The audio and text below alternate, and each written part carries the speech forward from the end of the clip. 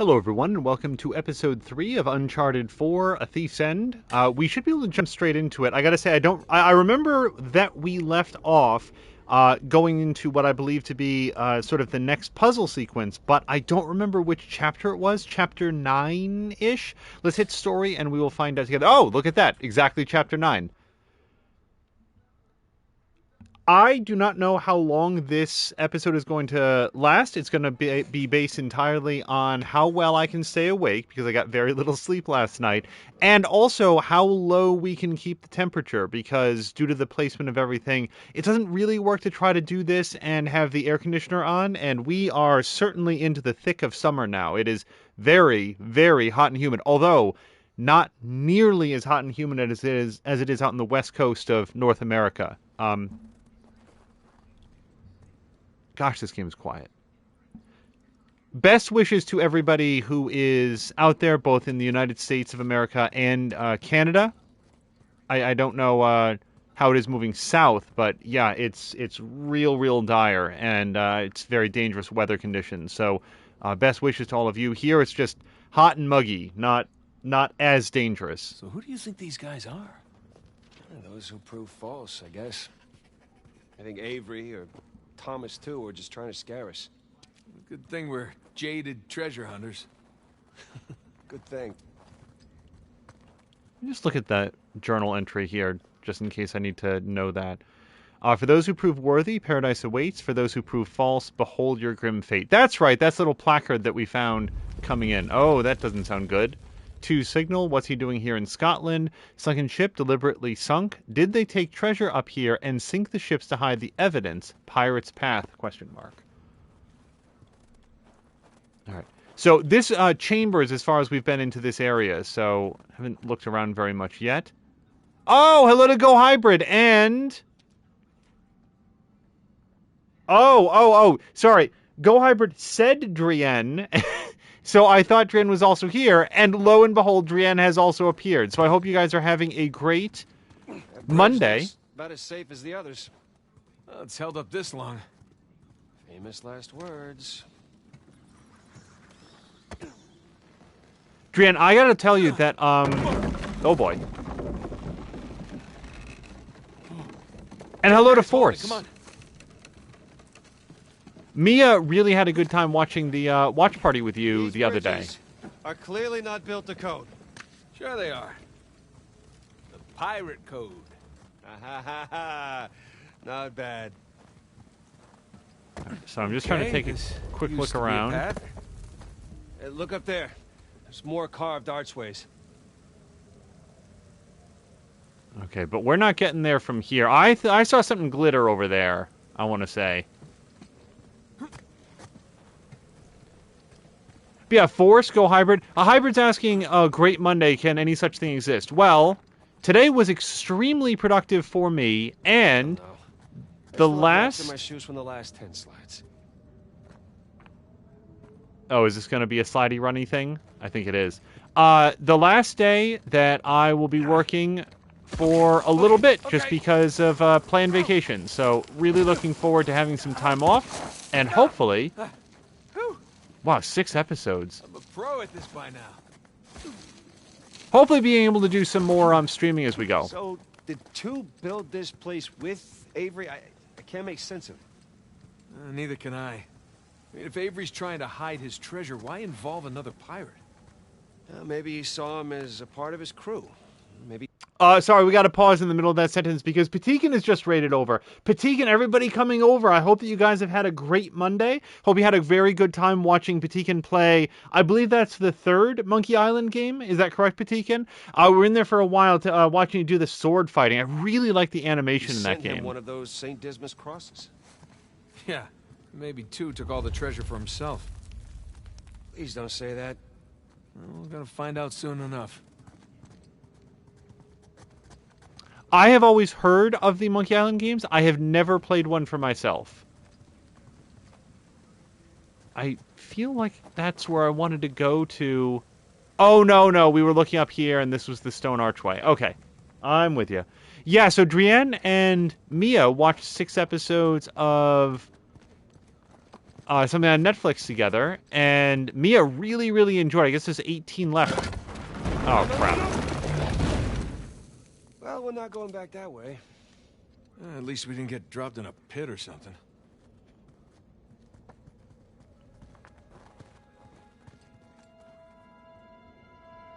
This is elaborate.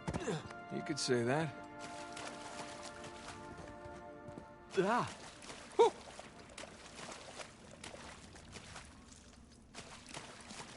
But things are saying that the sword fighting in Monkey Island 3 is more fun. In 1, it's a bit annoying since you need a lot of things to say and answers to give. Half the time you never got them, and in 3 it's way easier. That reminds me, Patikin, of I was reading reviews for an adventure game by a developer that is sort of known for making really good adventure games. Hello to Azaric. And Not another switch. Careful. I don't want to pull this one though. I don't feel like it worked out well for the last guy.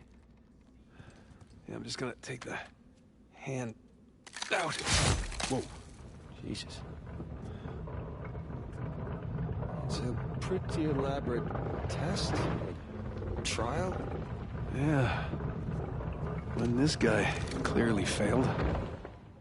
Then let's do better.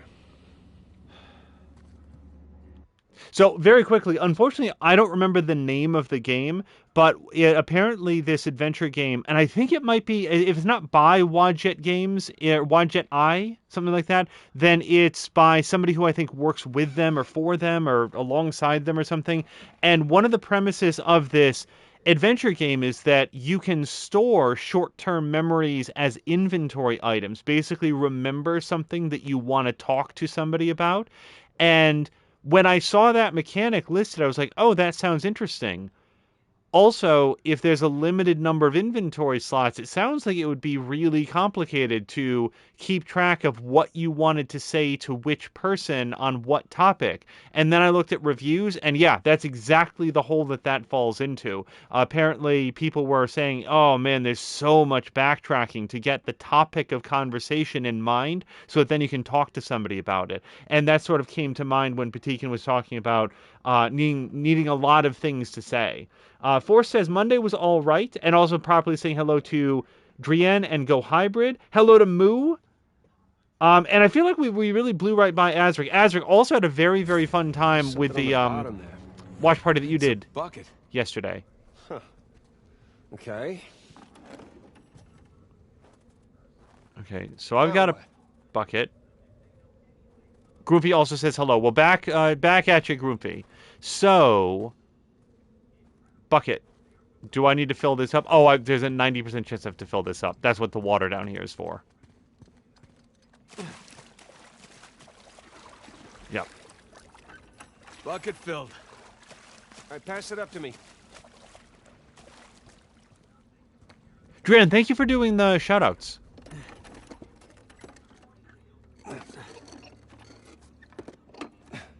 Put it back in that big wheel thingy.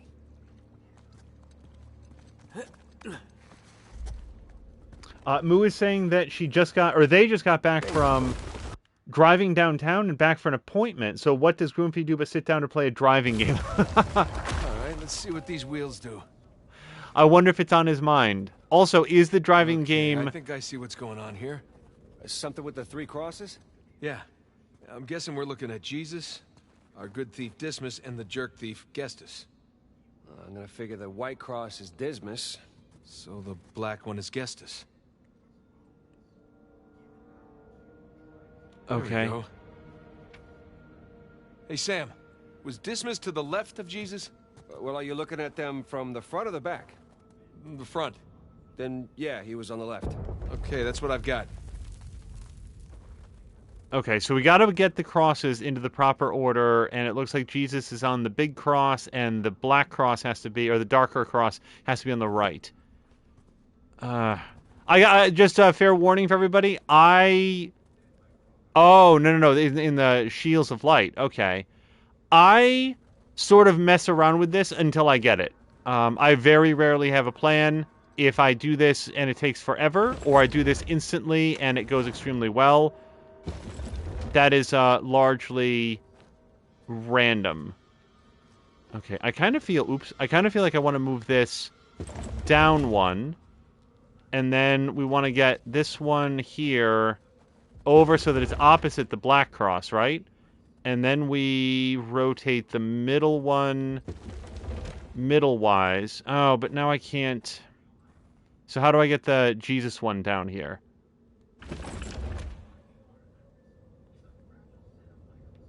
I think... Here's what I gotta do. I had to move that up. Then... This one goes down. No, it goes down twice, sorry. There we go. And now if we do this one over one... Now we should be able to rotate this one. Think that's it? You could try pulling the switch. I could. But why is the bucket there? Is the bucket supposed to be at the bottom? Hold on. I think I'm going to die if I do this. I think I messed it up. Oh, no. The bucket has a big question mark on it. Forrest says, I never played a game before where Jesus is an unlockable. I think that you might be interested in the game coming out next year, or at least allegedly. Oh, wait, no. Look, the bucket has to be up top. Look, there's another beam of light up there. I didn't see it before. So that kind of screws me up. All right. How do we get the bucket up there without screwing up everything else we've dedicated our lives to? It turns out we don't. Everything that we do here is going to make that bucket move. All right, it's going to screw things up. So we'll just go like this, and we'll have to fix it in post. All right, the bucket's up there. Something up there moved when you put the bucket on top. There's a channel running from the mechanism to the door. Okay, so bucket on top is good. Keep it there. Yeah, that's what I'm thinking. So now we got to fix what I did wrong, which is... I think just moving this back one, right? Yeah, and now rotating this over. Okay, that's gotta be it. Let's find out. Let's? So you're gonna pull the switch? Oh, no. I'd hate to deprive you of that privilege. Of course. Oh, hello to Ricardinho. Ricardinho, I hope you're continuing to have fun in Fortnite, because I know that you had some big successes lately. Also, there's a weenie in the new Far Cry game. Is that a weenie dog? I know there's like a dog in the new Far Cry game. Nathan, look. I think you got it. All right, see? No shishkinates, no naked kebabs today. So, if that was a test, what do you suppose it was testing exactly? Filling a bucket? I had to know about St. Dismas, whom I bet Avery and all of his crew were intimately familiar with. Not that hard of a test. Maybe it's not the only one.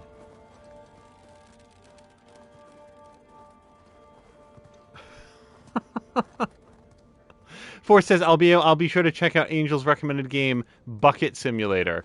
Yeah, that is. I like anything with the bucket with the simulator moniker on it, including, and this is a real game, Warehouse and Logistics Simulator. A game which is not a game, and also it's very broken because you can sort of just drive your forklift directly through things. Watch your step. As I live and breathe, would you look at this place? We must be right under the cathedral. You think Rafe and Nadine have any idea this is directly under their feet? Well, with enough explosives, they're gonna find out sooner or later.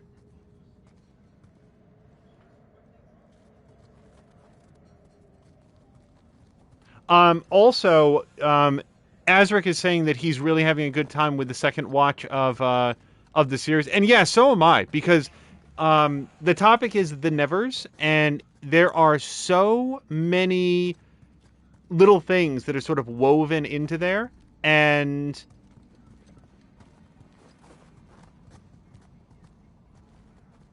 it shows how carefully they were thinking about the writing and all the characters and the plot details as they move forward. I'm really looking forward to folks like Moo and Groomfy and Drienne getting to see the Nevers. I think that I'd be very interested to know what they think of it. Also, the game that I was thinking of for us is I Am Jesus Christ, which is a game that is reportedly coming out next year. And there's a trailer and everything for it.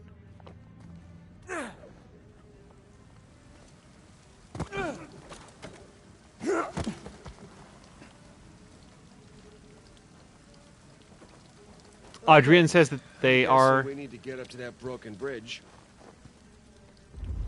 Good guess. Let's look for a way up. They are going to let know when they Hey, come here. I'll watch boost you the up Nevers. Coming.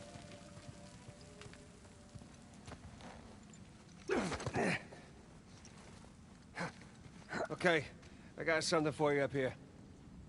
Use this to reach those handholds on the wall over there. Good call.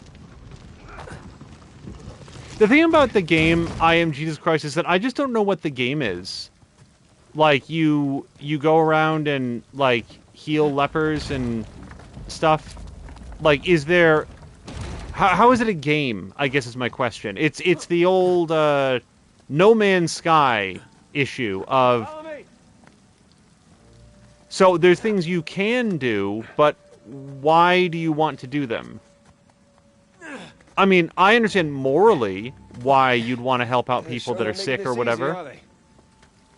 I imagine it was easier when all the bridges and walkways weren't broken. I guess we're a couple hundred years late. Let's see what's in here. But it's like, I do that in 2 Point Hospital at least some of the time. You know, I don't have to buy a game where I'm Jesus to help sick people. So what's the Ceiling here. Watch it. Ow! Watch my Can it? This way.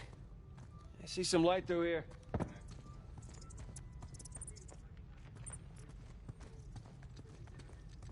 Ah, catacombs. That makes sense. We're under a cathedral. Well, Forrest is saying, well, you get to play as Jesus. Like, that's the point of it. But, I feel like Jesus had kind of a rough go of it. like, Jesus is hugely inspirational for millions and millions and millions of people, but I'm not sure that the experience that he had here on Earth is one that I would also want to have. You know, what... Sam, we got to stop meeting like this. Okay, there's nothing else in here.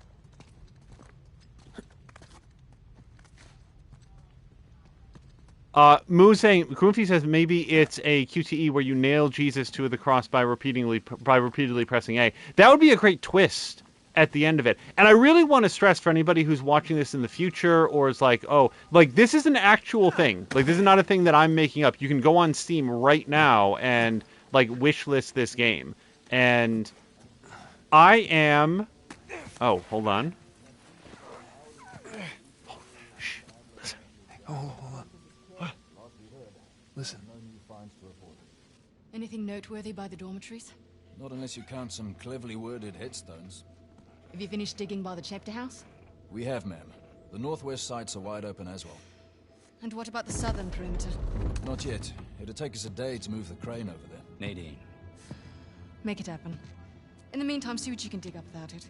I'll send a couple of men over right away. Good. Rafe, any luck with those manuscripts? Can we have a minute? Keep me updated. Yes, ma'am.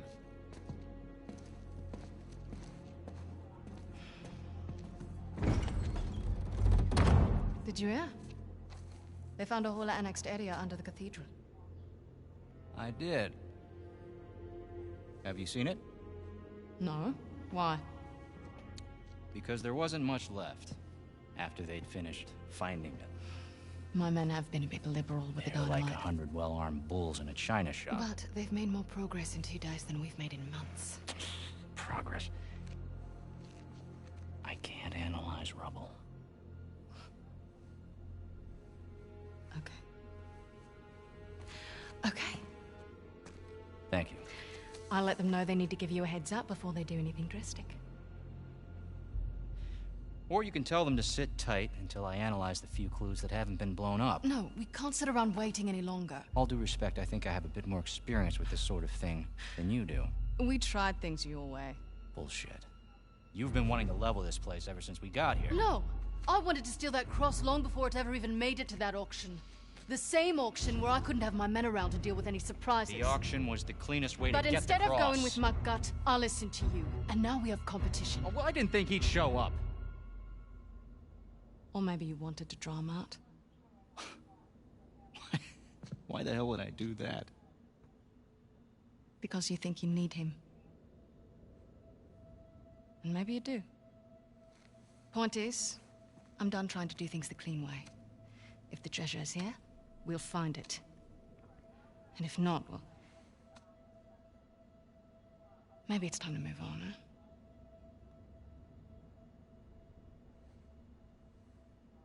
Hey. It's not personal. Of course. I'll let you know if anything turns up.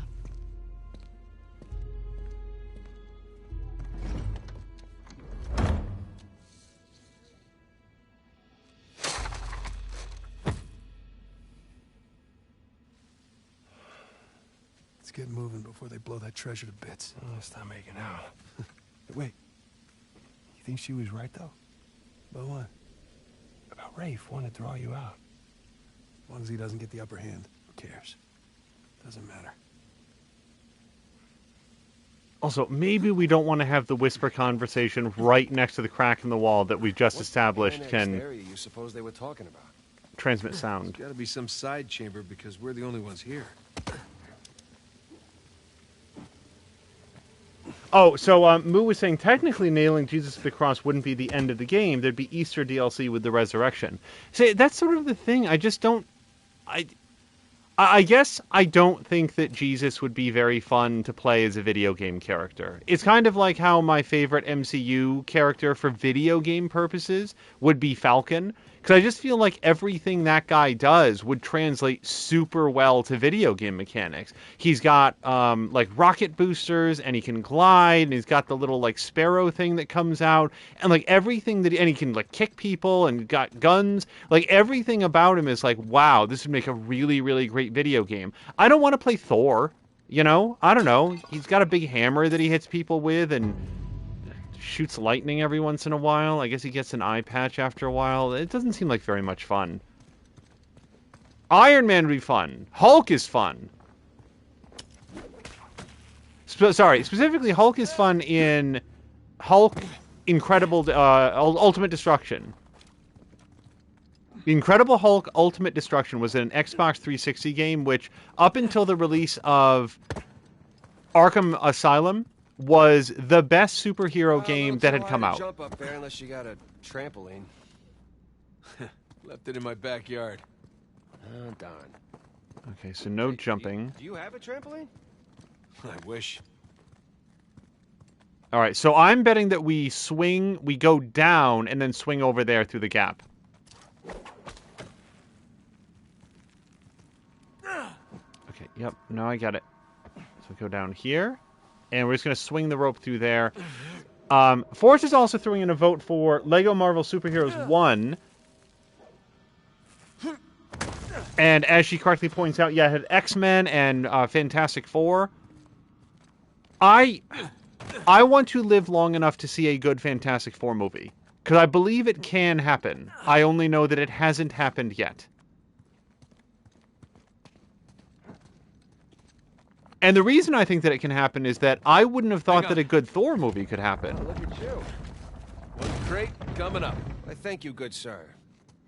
Or a good Captain America movie, for that matter. Like, and to be blunt, I've said this before, I don't think that the first Captain America movie is very good. I just feel like it's very, very important for the Marvel Cinematic Universe. Sets up a lot of things and, you know, has a lot of value in that way. But as a standalone film that you watch from start to finish, I did not think that the first Captain America movie was so great. We're definitely getting closer to the cathedral. Oh, what's left of it. But Thor, I thought... That's where we came from already. Yeah, no, I'm looking around, guy. Thor I thought was aces. That first Thor movie, I disproportionately enjoyed Gotta say, it. this is far more sophisticated than I was expecting. Me too. Must have taken years to build. Spared no expense to hide 400 million bucks. Bridge is out. Gotta find another way across. I bet it involves climbing. Or swinging. Here goes nothing. Wait, that's gonna fall, Nathan. I thought we were pulling it. Are you serious? You want me to... That's going to fall. It's on wheels, I'm sure. Can I pull on it to make sure?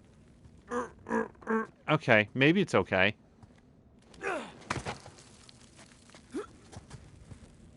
Oh, no, that's fallen off.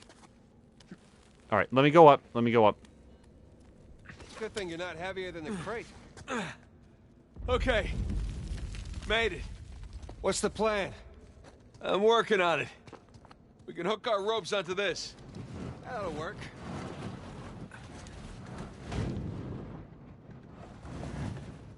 Yeah, as far as I'm concerned, if they can make a good Captain America movie, which they did with some of the later movies, and then a good Thor movie, it is possible to make a good Fantastic Four movie. I find the characters in Fantastic Four so insipid and dislikable that it's hard for me to envision what would make them, like, interesting. So... Oh, no! Okay, that's not where I wanted to go. So I can latch onto, like, this side, I guess, and then go around this way? Is this good? It feels okay. Wah! Who needs bridges? Oh, no, I wouldn't mind bridges, per se. Oh, he did make it over. Okay. Yeah, Hulk, Incredible Destruction. Sorry, I keep saying that. Hulk, Okay, Ultimate go through Destruction So how do we get through? was a really... It was, like, after years and years and years of terrible superhero games and bad Hulk games, it got the movement right, the feeling of the character right, the power level right, and here's something that you wouldn't expect to This place be... wasn't completely falling apart, we'd probably be trapped again. Nathan, look around you. Holy crap. This must have been another test, but it all just crumbled into the ocean. Well, I guess the test now is... How the hell do we get to the other side? That's a really good question. One thing that you wouldn't expect to be like a thing in a Hulk game is a lot of aerial combat, but holy shit, that game did it really well. Okay, I got a fat lot of nothing over here. There's nothing against this wall, is there? No. But they basically set it up so that Hulk could punch in any direction, including like propelling himself through the air at will. And there's lots of like grappling moves. So a running thing that sort of unlocks very early in that game is the ability to like punch your way into a guy. I see nothing. I just want you guys to know that. We came down from there. I can't go over here. I don't see a grapple point. At least not that I can make it to. Oh, am I supposed to go down, maybe? I didn't look down. Oh, look it down. Okay.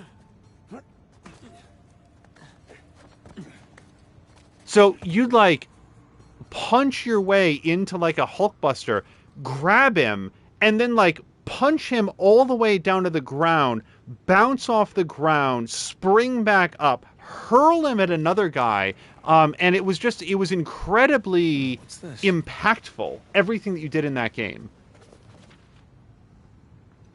Oh, I can't read this at all. Mia can read this? Not a chance in hell. No, actually, I take it back. Let it be known that I, Thomas Howard, captain of the Dauntless, am a gullible fool.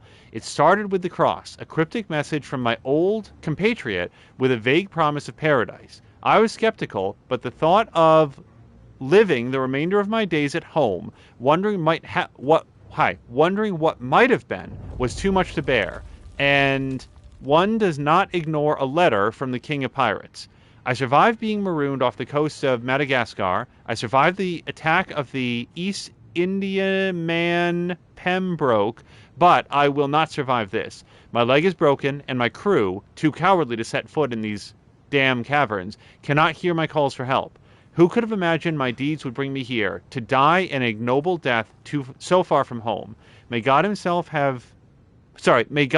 curse you, Henry Avery, and may my ghost haunt you for the rest of your days. All right, get through that, okay? Also, Nathan has a little cartoon over there. Didn't get a chance to look at that. I cannot flip this over. No, okay. Reaching into that thing felt like a brain, an eyeball, and a cat. Blech. Also, Forrest is saying Centrifugal Force is a real-life Bruce Banner, and her favorite character to play in the Lego game is just the untransformed Hulk because he's adorable. And hello to Brian! Brian, we were just having a quick chat about Hulk Ultimate Destruction and also Lego Marvel Superheroes. Yeah, before we let it go unsaid, I agree with Forrest that Lego Marvel Superheroes is the best Lego game that I don't think I have... No, sorry. Yeah, I believe it to be one of the best Lego games that I have not finished. And I have finished many of them. That really safe-looking wooden seesaw thing might do the trick. Worth a shot.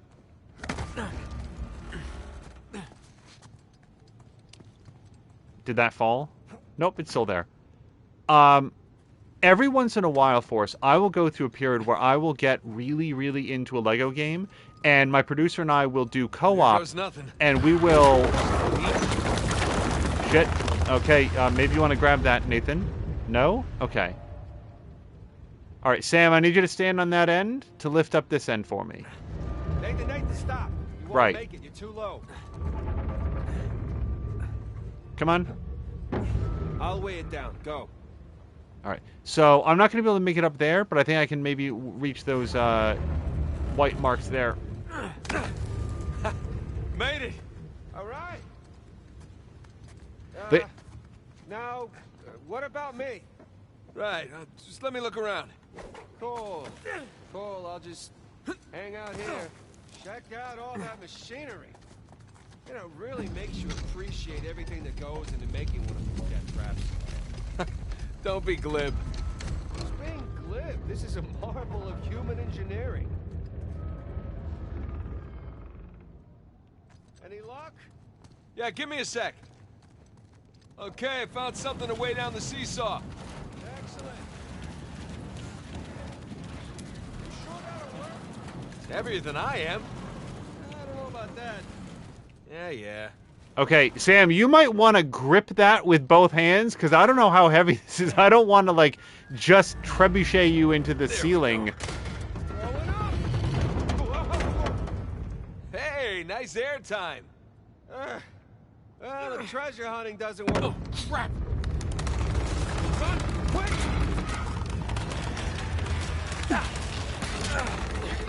I got you. There. Thanks. That's another test down. Yeah, at this point, I'd rather take another death trap. At this point, I hope we're at the end of this thing. Come on. Oh, gosh. Brian says that he made it to work on time with 4.5 hours of sleep. Brian, get some rest tonight. Congratulations on making it, but yikes. That's, at least for me, that always has consequences the day after. I can go for, actually, I know exactly how long I can go without sleep. It's a story I told at the end of, oh gosh. Hellblade. Yeah. But it has consequences, so make sure that you, make sure that you rest up and are doing okay. Okay, getting a bit dramatic with the statues here. Seriously. Why decorate a treasure burial site? Or build elaborate tests. I mean, either we're missing something, or Avery was really, really bored. But yeah, there was one, gosh, was it summer or fall? September, you're thinking? I think it was like a fall, early autumn that we did. We went all the way through Lego Lord of the Rings, like the first one. Not Lego Hobbit, but like Lego Lord of the Rings. I'll never get used to this. And got like all the gamer score in it. Like got all the characters and everything. Hello to blah blah blah. It's another cross. At least this one has some jewels on it, right? Whoa, whoa, don't touch it. What? Why? Look at it. It's the only valuable thing we've seen in this cave. Right. This is another test. Agreed. Yeah. Or lack thereof. Okay, so... It's gotta be the coins. Are we sure about this? I'm pretty sure. Pretty sure we'll have to do. Just one now. Agreed. I got it. Please don't be a trap.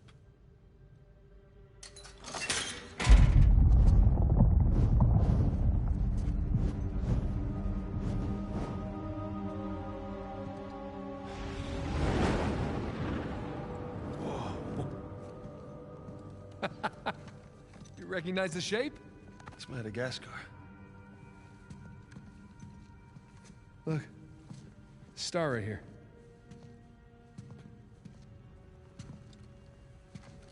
It's King's Bay. Yes, it is.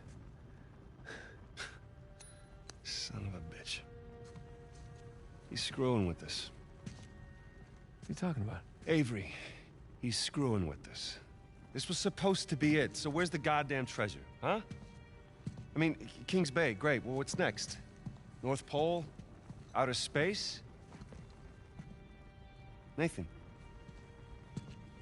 For those who prove worthy, paradise awaits. He was recruiting. Who was recruiting? Avery was recruiting. Recruiting for what?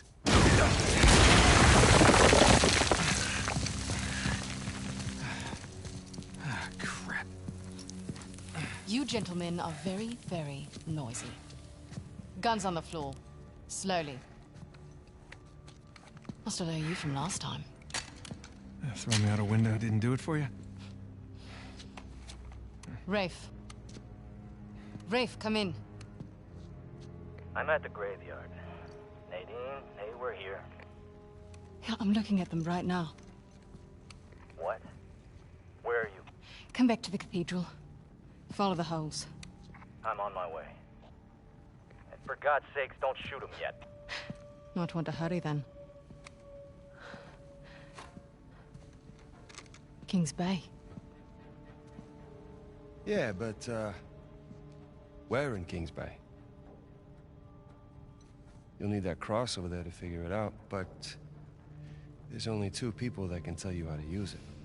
Let me guess. You two. I'll leave it to Rafe. You're gonna be waiting a long time. Sorry, boys. I'm not here to negotiate. Bring me the crucifix. It's not a crucifix. What? Well, technically, a crucifix refers to a cross that... You know what? Never mind.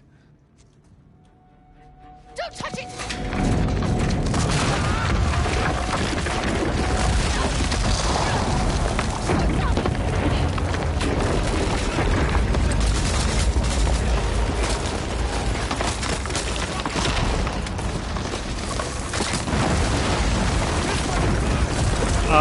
Define this way. Wait, where's this way? Oh, over there. Okay.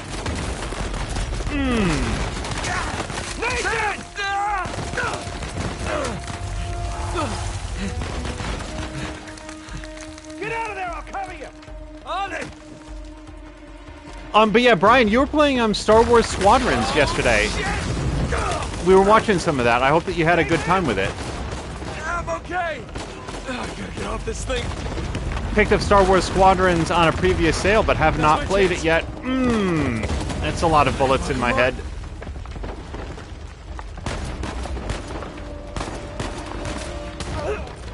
You like that? Hey, stay down. Shit! That's for you! What's the plan? I'm working on it.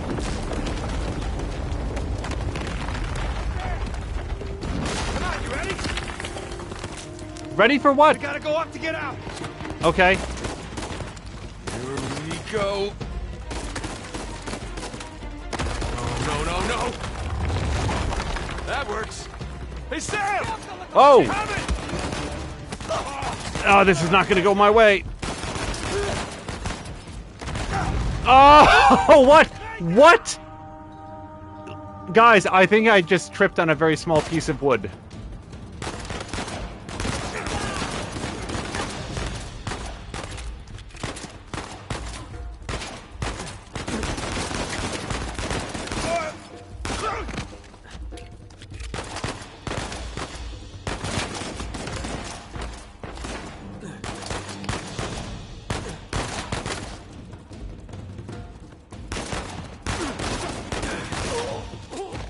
Man, we really kicked the hornet's nest, didn't we? Yeah, we kicked it, punched it, and set it on fire.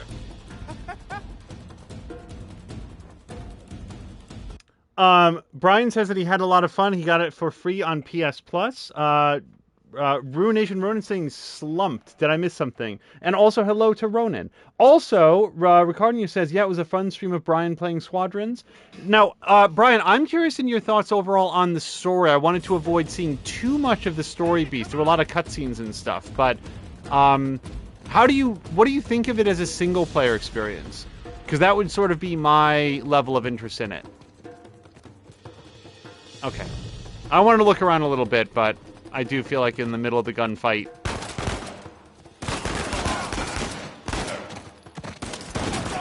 Okay.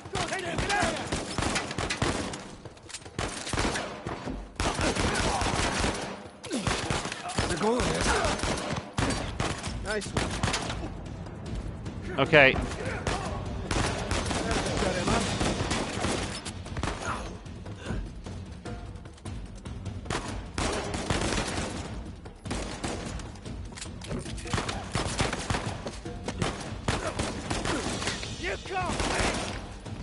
Oh, okay. Back off! That was close. Let him go, damn it! Need help.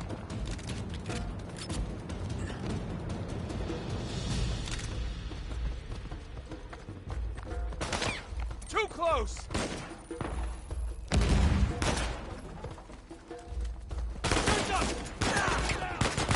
Surrounding you! Okay.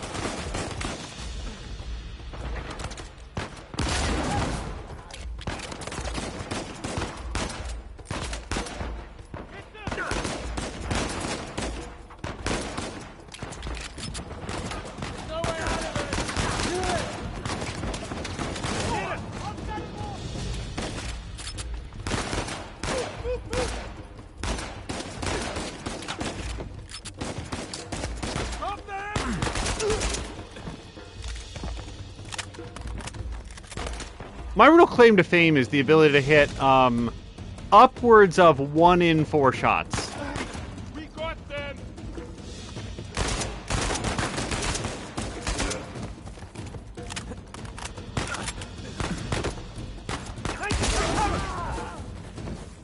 God damn it, Nate. I can hear the fireworks from here. What the hell's going on? Long story. Short version is get us the hell out of here. Yeah, I figured. Hold tight. Be there as soon as I can. Sam! Watch the turret!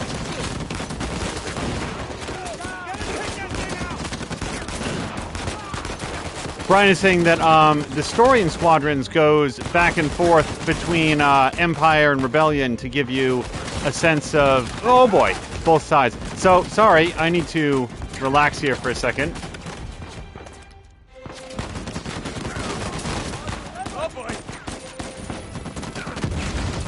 That's not a good place. That wooden crate is not going to stand up to a lot of fire.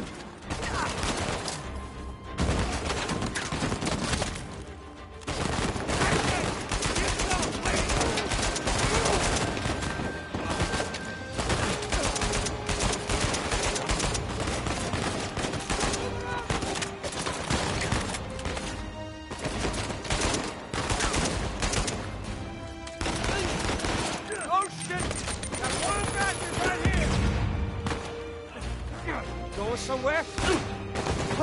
Nice. Sure, upper thigh shot. That's what I was going for. Hey, jab!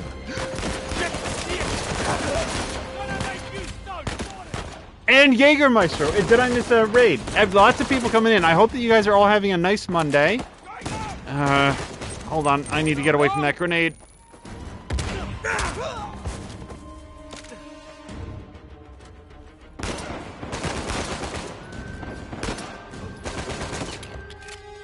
Jab, hopefully the stream is loading for you today. Sorry.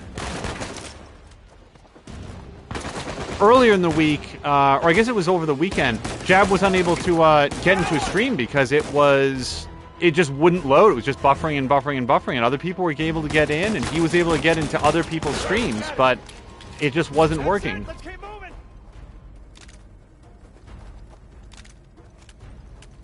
Yep, Jab is in. Awesome.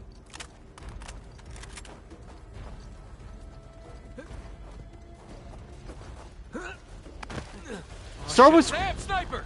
Shit.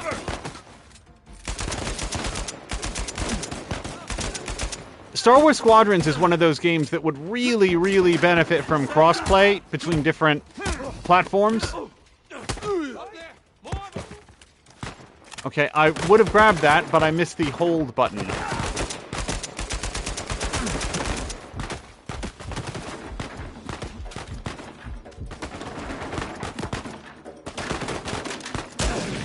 Okay, sure.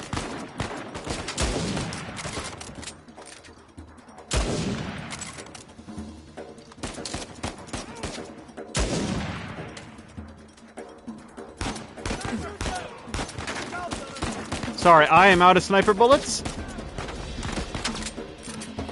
No, I don't want to evade it. I just want to shoot the guy.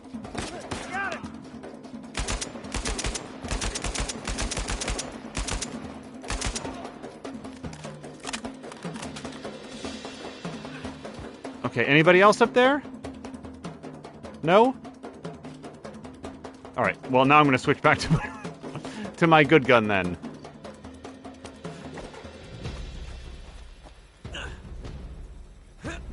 Up the scaffolding! Oh, shit. Shit. I would really love a grenade.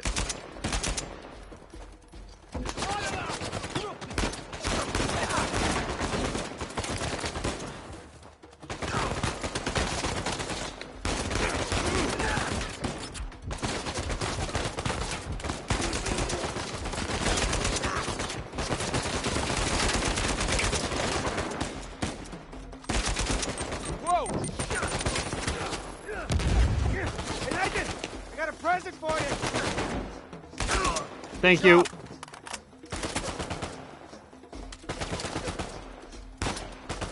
God damn it, Sam.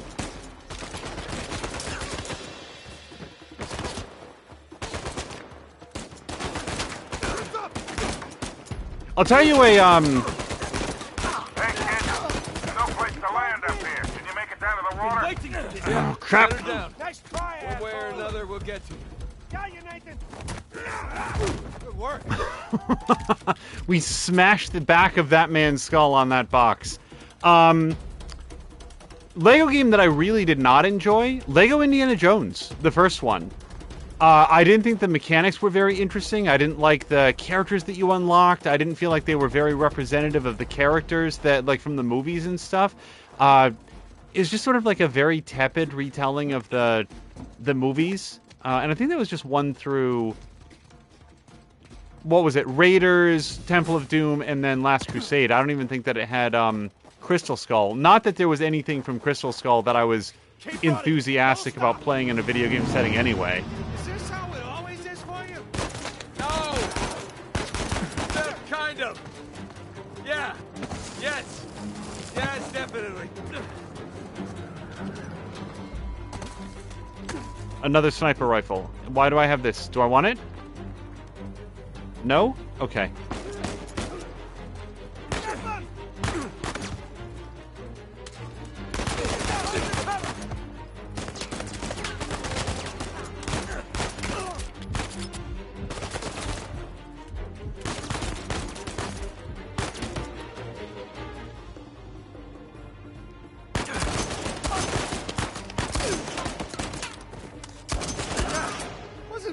saying the weather is lovely this time of year? I can't see shit! Just keep heading down until Wait, how am I doing on bullets? Brian's saying, what about Lego the movie game? So I have not played that one. Oh, I got 50 bullets in this. That's not bad. Wait. I haven't played that one. I also haven't played Lego City Undercover, which was not based on a specific franchise, but was rather more about doing like an open world Lego game. Sam, down here! And people liked it a whole bunch.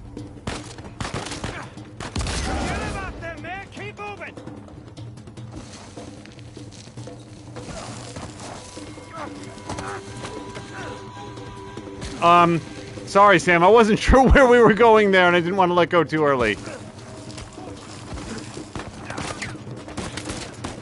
Crap! We gotta get past these guys!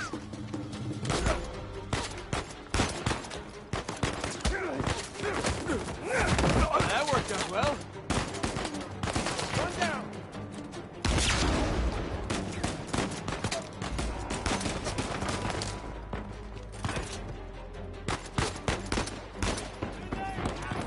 Okay, that grenade's coming right over here. I don't want to have any part of that.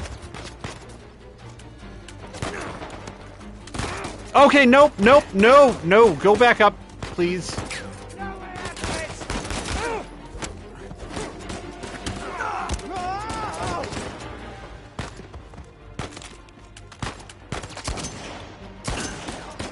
Really? Okay.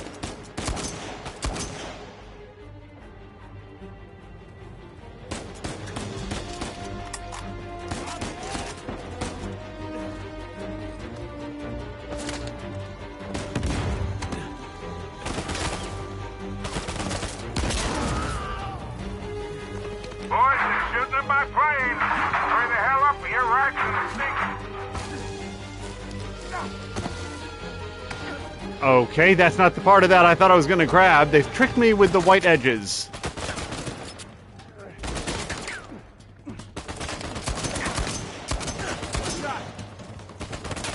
Oh, this is not a great positioning.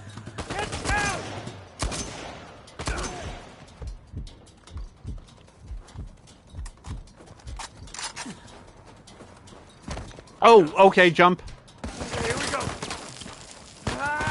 Get ready.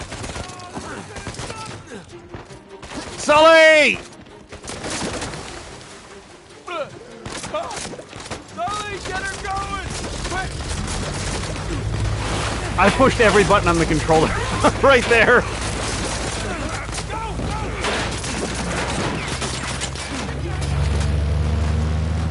Yeah, Brian's saying that he has Lego City Undercover. Yeah, as do we. We actually have it on the Wii U, which was its original release platform. I don't know. I assume it came out on others. That was a close one, huh? Shut up my goddamn plane, mate. We're fine, thanks. How soon can you get us to Madagascar? No treasure, then. Not yet. I don't know what you're talking about. Look, we're rich. Jesus. Suppose it's a start. You think the rest is in Madagascar? Well, there was a chamber back there with a giant map of Madagascar on the floor, so... yeah, it's probably there. This is beginning to smell a whole lot like Wild Goose, kid. Look, the treasure was never in Scotland, okay? Then what was the point of all that, huh? Of the St. Dismas Look, cross? it's like I said. I think Avery was recruiting people. The cross was an invitation. The caves were just some sort of initiation. Oh, so we all passed, huh? Congrats, Victor. We get eye patches and parrots now. I don't get it. Why the hell would they go to all that bother just to weed people out? To protect himself. Look, Avery was the most wanted man in the world at that time. He had to enlist people that he could trust in order to keep their treasure secret. What do you mean, their treasure? Just think about this. Thomas, too, was a successful pirate in his own right. What would he possibly stand to gain from joining Avery? I think Avery sent out crosses only to the other wealthy pirates like himself. What if they pooled and hid all their treasure together? That would make the guns way all look like chump change. Exactly. Oh, holy shit. Okay, so where exactly in Madagascar are we going? Kings Bay. It was an old pirate haven back in Avery's time. I know it well. It's a big place. Anything more specific? Well, that map chamber completely caved in, so, you know. What are you laughing about? The people who survived the caves. The recruits. What's the one thing they would have left with?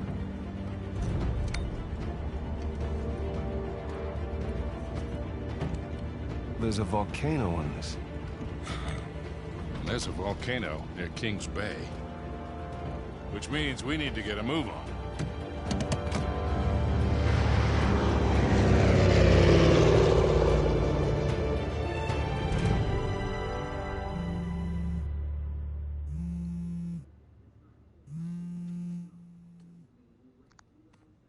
Hey.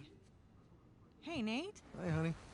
Oh, hi. I've been trying to get a hold of you. Are you okay? Yeah, of course. What do you mean? Well, you know, the news. There's been all that flooding. Maybe going to Malaysia during the monsoon season wasn't such a good idea. Yeah, right. Right, yeah, it grounded us for sure. You know, had some equipment failure, but, you know, no one's hurt or anything. Well, as long as you guys are safe. So, are you going to start work tomorrow? Postponed, actually. Looks like we're gonna need maybe another 10 days or so. Ugh, 10 days? Hey, well, why don't I just, go ahead and buy a ticket then? Oh, you know, you don't have to do that. That's fine. I mean, you know, these guys always overestimate things. I'm sure it'll be less time than that. Okay, well, you know, don't rush. Make sure that you're safe. Oh, I will. Always do. Listen, I'm sorry. I gotta go. Jameson's calling me over. Okay. I love you. Love you too.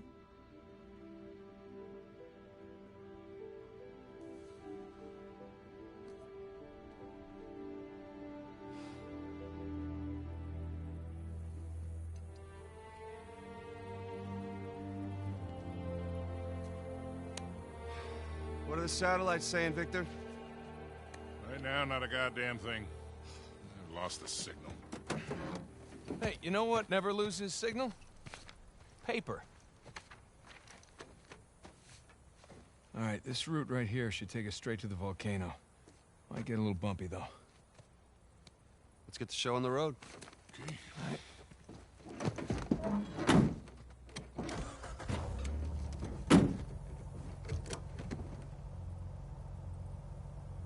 All right, chapter 10. That was all chapter What are we 9. looking for out here? Well, the map shows all these structures around the volcano. Some abandoned outposts, a handful of watchtowers. Watchtowers? Avery was the most wanted man in the world, so if he was hiding something out here, it makes sense he'd need lookouts. One of those towers is right on the volcano. With Avery's treasure. Fingers crossed.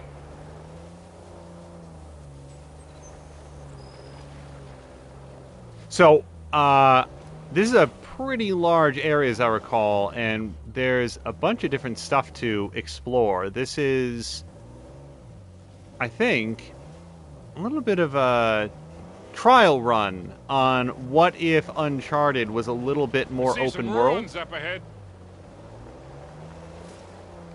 Not actually open world, mind you. Just sort of, hey, what if there was a little bit more freedom and the levels were less directed? Oh, Victor, you still do a lot of traveling these days? Yeah, I try. I tend to pick jobs that get me away from the computer. Yeah, I was telling Nathan it's shocking how much of the business has moved to the internet. I mean, I think you Oops. have all sorts of options to get rid of hot cargo now.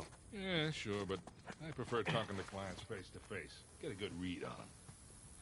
Hard to do that in a chat room talking to some guy named Antiquity Master 37. Yeah. Can't push the box. Oh, by the way, Jabin said, in his opinion, there's exactly one good Indiana Jones movie, and I'm going to guess that it is Raiders of the Lost Ark, which was the very first one. Why is that box there? Why is that box there? Also, can I just climb up this? Oh, yeah. Look, it's way easier than trying to figure some way to climb over. I have to say that I was a fan of both Raiders of the Lost Ark and Is there anything else to do here? Probably not. I don't think so. And The Last Crusade. Jab is saying, yep, and the third one was not the disaster that the second one was. Yeah, I had a good time with Last Crusade. I had a good time with Raiders of the Lost Ark. Not much to see here. I believe that I have seen Temple of Doom exactly one time. Well, nothing worthwhile. Come on, let's keep going.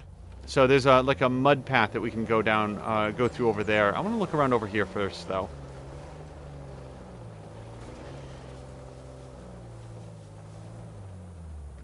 Oh, and Groomfy agrees.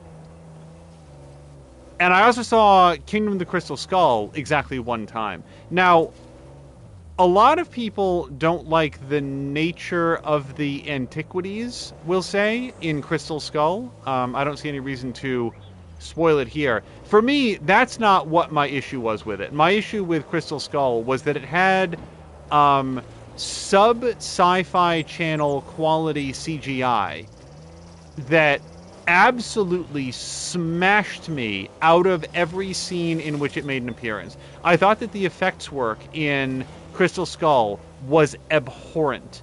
It was some of the worst effects work that I've seen in a big-budget Hollywood production until the theatrical cut of Justice League, which came out later and was somehow significantly worse.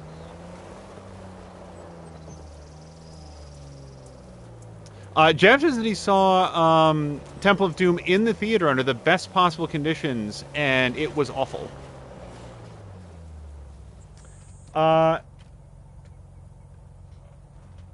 NYCMP, and hello to you, says Dead Game plus Ratio plus KYS, I don't know, plus Dogshit Game plus Who Asked. I don't know what most of those things mean. Also, Marinda says, but at least you learned what brunch was from Justice League. Did I? Was brunch a thing? Marinda, I saw the theatrical cut of Justice League one time, exactly one time. Now I'm looking for that muddy. There it is. Okay, yeah, it's over here.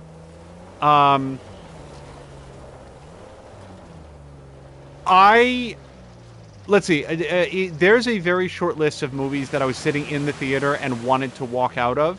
I don't remember if it struck me that much in Man of Steel, so but I also... Look, what are the odds this volcano is going to erupt on us? 0. It's extinct. Trust me, that's the first thing I looked up when we said we were heading for a volcano. That and where to rent the cheapest 4x4. Wait, Sully, you're telling me that you actually did some research? Can't let you be the know-it-all every time, kid.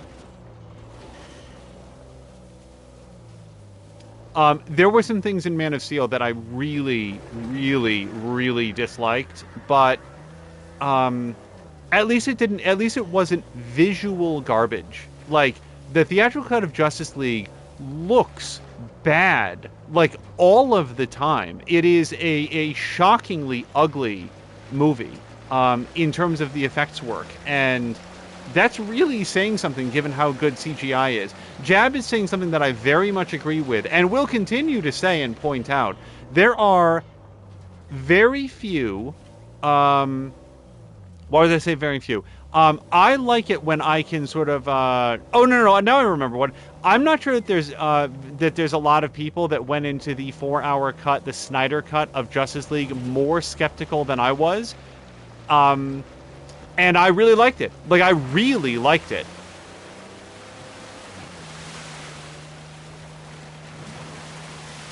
Sorry, you're seeing a lot of zigzagging back and forth because I'm just trying to, like, check out and see if there's any other ruins or anything to look for.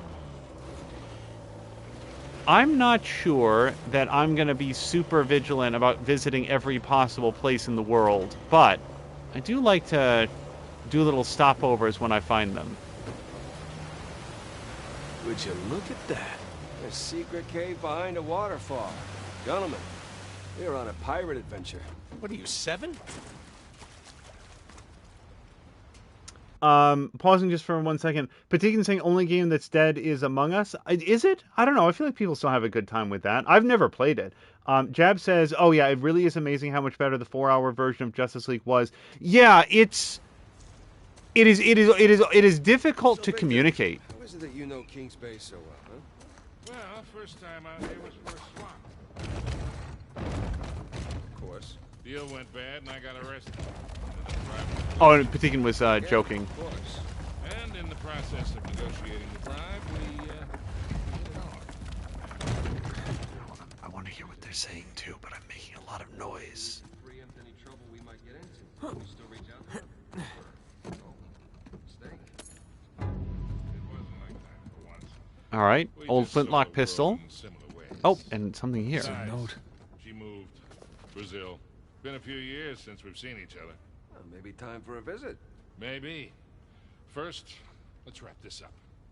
All right, hopefully that's a pause. And I want to read what Miranda's saying as well. But, Captain Harrison, it has been 3 days since you and your regiment sent out for the towers, and our hopes that you might find and apprehend Captain Avery have dwindled along with our supplies. Discovering this pirate hideaway after years of false leads bolstered the confidence of my men, but after 3 days of cowering in this damp cave, they grow restless and fearful. They do not wish to starve here, or worse, return to Kings Bay empty-handed. Hold on. Hey, Nathan, come on. Come on. Okay, his big, dumb hand is in the way. Is there a way to read? Oh, okay, I bet I can look at it from here. Okay, here we go. Therefore, in direct defiance of your orders, come morning, we shall take what supplies and armaments we can carry from this place and head to the towers ourselves. There, by God's good grace, we shall capture Avery and bring him to face justice. God willing, we shall rendezvous with you there. Lieutenant Sherwood, 4th Foot Regiment, under license of the East India Company.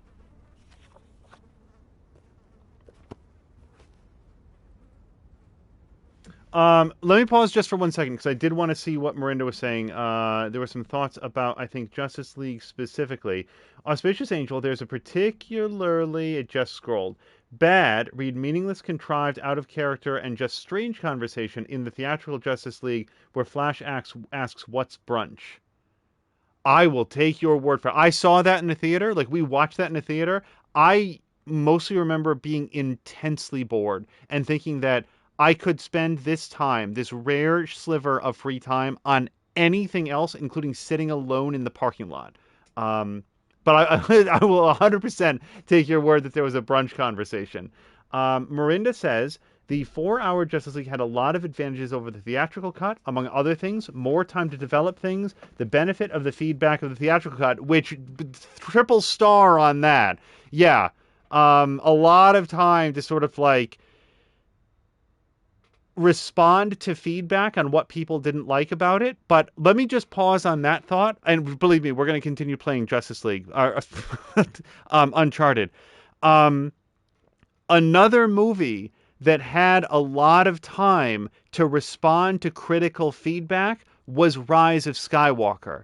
And I thought the Zack Snyder cut of Justice League was going to be another Rise of Skywalker, a movie that tried so hard to pivot back against, to respond to every shred of feedback that had been gotten, that it would wind up being a muddled mess that felt like it was written by a sequence of Reddit comments. And it didn't. The Zack Snyder cut of Justice League had a real, genuine creative vision to it, and it just oozed from that movie, such that on the points that I was like, that's like I have some thoughts on how it could have been improved, but they really pale in comparison to the fact that you feel like you're watching a project that somebody really earnestly cared deeply about and had a clear-eyed vision on what they wanted it to be. Something that was drastically missing from the theatrical cut.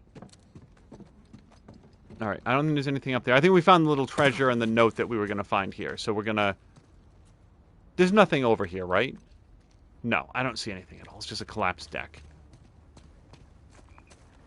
So yeah, I think that it's very meaningful that there is, like, All right, let's get moving.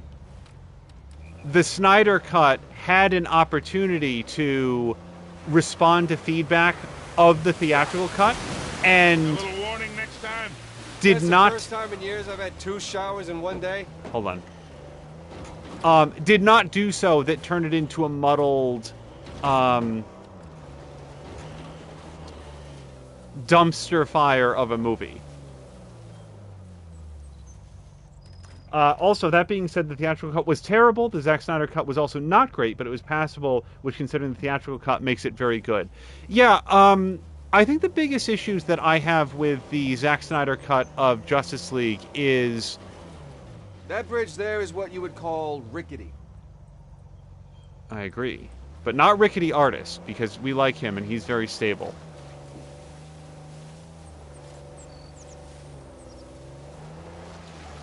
Okay, we can't go over there. Who made these cairns? Must be a trail marker. Let's keep an eye out for them. Jab is also saying something that I agree this looks with. Promising. Come on, baby. Let's go, go, go, go, go. We might have some spin tires happening here.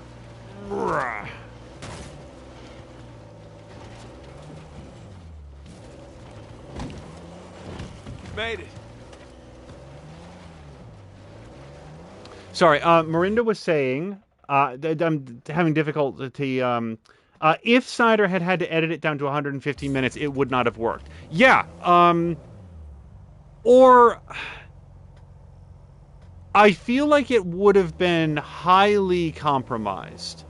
You know, there's some stuff with, like, the Flash. Just don't drop us. That isn't actually particularly relevant to the main story. But if they don't have that stuff in there... Keep it slow. Keep it in the center. Yeah, there's a lot of backseat driving going on right now. It's gonna be fine. What do you suppose the weight limit... We're good. Everything's good. Jesus Christ. Okay. If you don't have that stuff in there, then who the hell is the Flash? Like, why is he here? So, it's like your options to cut material from the Snyder League cut, the Snyder cut, would, I think, come down to less of the characters that we know nothing about, which would be Batman, Flash, and Cyborg. And if you cut those parts out of the movie, I don't know why they're in the movie. And I can say that with confidence because that was my response to the theatrical cut. I don't know who these people are. I don't know why I should... I mean, I know who Cyborg is. I know who Flash is. But I don't know why I care about them in the scope of this movie. Hang of this. All right, hang on, guys. Okay. There we go. Oh, boy. Come on. There we go. So... yeah, I agree that cutting down the movie would have greatly compromised what that movie turned out to be. Oh, my spine. And also, Azric is saying, I think Rian Johnson, when directing his own stuff like Looper and Knives Out, makes wonderful movies. What he attempted to do in Star Wars was just not right. What he attempted to do in Star Wars turns out to have... jived very poorly with the movies that came before and after. I really, really enjoyed... Look, tire tracks. Yeah, Someone came up this way. Hold on, I want to hit the lemurs or whatever those are. I really enjoyed Last Jedi.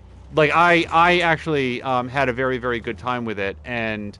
we've talked some about why in various streams, so I don't want to rehash that endlessly.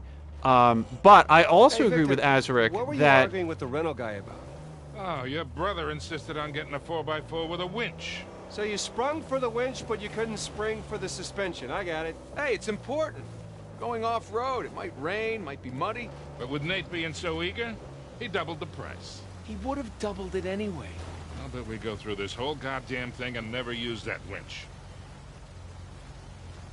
Okay, I see one way, and it doesn't go very far. All right, hang on tight.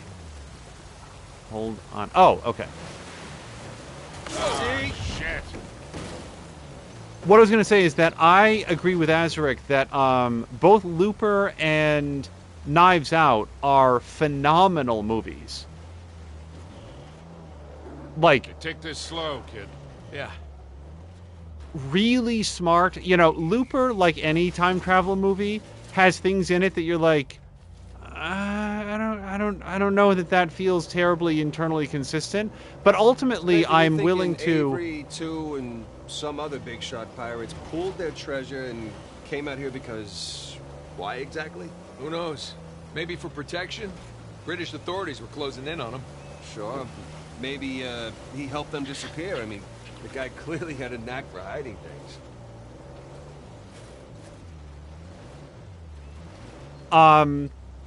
I'm very much willing to suspend disbelief for the few things in Looper that I'm not sure work particularly well. Yeah, you know, there's things in Looper that, like, if you think too carefully about them, you're like, that doesn't. I don't know that holds up so well. And ultimately, Let's go check out that tower. I'll come with. I am willing to simply, like, hand wave it and say, like, but everything else in the movie is so great. And that's sort of like a time travel story thing. Pretty good shape for something several hundred years old. For me. Definitely ruins from Avery's era. You can, or I can choose to nitpick, or I can go along with it. And when I go along with it, time travel stories are super fun, and Looper is a particularly good one.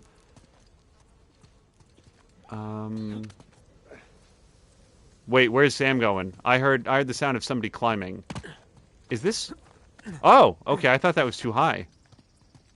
Sam, look. That's Christopher Condon's sigil. He's captain of the Fiery Dragon, operated out of Madagascar around Avery's time. So maybe Avery recruits pirate captains to, what, be his lookouts? That don't make any sense. No, it doesn't. Well, maybe each captain was responsible for a tower, along with providing the men for it. Whatever the case, this certainly isn't our final stop on our tour.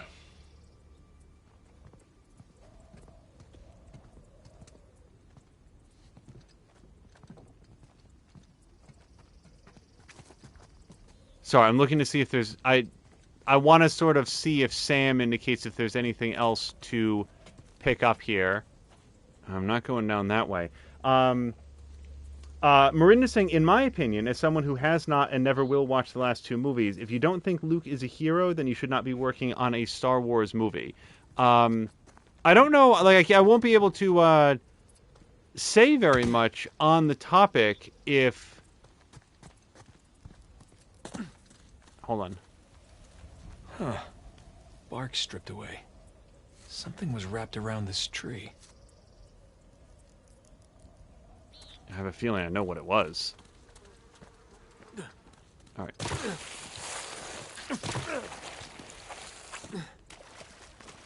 Hey, did you know our car came with a winch? No, really? I didn't know. What you gonna do with it? Not sure yet. Oh, wait. Oh, I'm sorry, Jab. Jab was saying. Sorry. I don't even think the colors are similar. Why did I think it was Marinda? 1 second. Yeah. No, they're even different colors. Sorry, Jab. I just completely misread it. So it was Jab saying, as someone who has not watched the two movies. So I can't, like, it's difficult to... There, just that ought to do it. Latch that up. I do like the fact that you have to walk around the tree to latch it. Yeah, like, it's difficult for me to, like, have to engage if you haven't seen the movies, because like, even if you feel like you're never, ever going to watch them... All right, ready? It feels so, like, I don't know. It feels unfair to give my read of it if you haven't seen them to have your own thought on it. See, Sully? Winch. Totally worth it. We cleared a hill. It hasn't exactly paid for itself. Well, not yet. Small victories. Yeah, well, I'll celebrate the big ones. There we go. That's how you winch.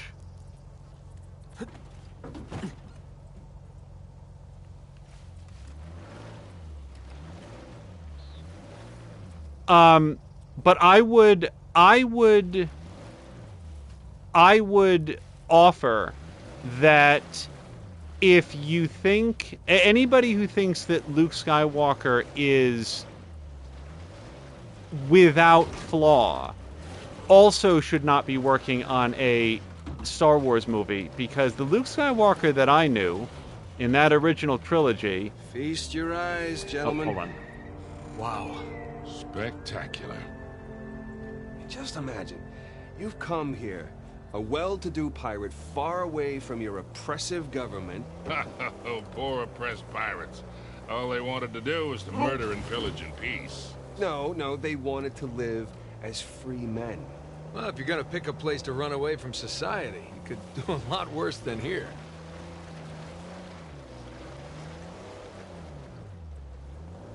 Well, we'll see how they... Taking forever to get to this volcano. Patience, Victor, patience. Do you know how those pirates got here? They had to start in England, sail to Brazil, then cut back across the Atlantic to South Africa. Sam. And they figured all that out with paper, charts, and by looking at the stars. Hey, you're describing sailing to a former squid. The point is, we got it pretty easy. Yeah, well, still taking a long time.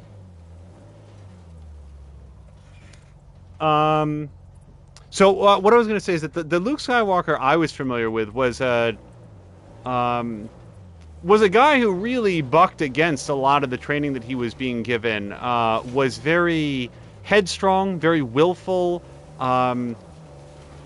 Seemed to confuse bravery for foolhardiness a lot of the time, and although a lot of that stuff will work itself out with wisdom, they were all signs that he was a human being and not like an absolute paragon of virtue. And maybe I've misunderstood the Force, but both in the original movies and in the prequel movies that were done by George Lucas, there seems to be a running theme that the Force is an avenue towards enlightenment, but is not itself enlightenment. And I feel like that is a very important distinction that is sometimes overlooked. Sorry, I feel like I just pulled a Yui, but I want to go up here, see if there's anything back up over here. Oh, would you look at that? Oh, shit! Stop!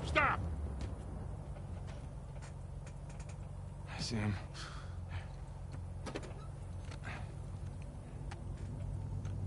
What do we got? Military types poking around. Nadine's guys? Yep. Son of a bitch. Yeah. Looks like they found an old colony outpost. But the wrong one, right? That's the good news. And that means it's bad news. The only route to the volcano is straight through them. Oh, shit.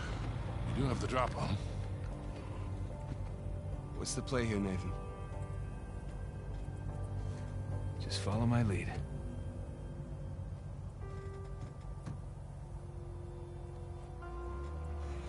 So Jab is saying Luke and Han had plenty of flaws and they were still heroes. I will say this. I felt like something that was... I feel like there's a moment from the original Star Wars with Han Solo that is deeply underappreciated. Like, people talk about it, but they don't seem to reference it as to how core it is to the character, which is that Han Solo had a lot of swagger, but he was also kind of a bumbler. And in a really, really endearing way. People like, oh, he's so cool, he's so suave, he's the rogue with a heart of gold. Was he a rogue with a heart of gold when he picked up the radio and said, everything's fine here, we're fine, how are you? Like, that was a real, genuine human moment from somebody who had no idea what to say, was entirely in over his head, and was very, very funny about it. And I feel like that's something that is often overlooked about the character of Luke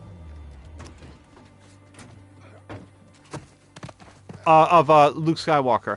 Of Han Solo. And also, Jab is saying, one thing that I'm picking up from Jab's commentary is that it feels like someone has told Jab that Luke Skywalker is not presented as a hero in one or both of the sequel movies, The Last Jedi and Rise of Skywalker.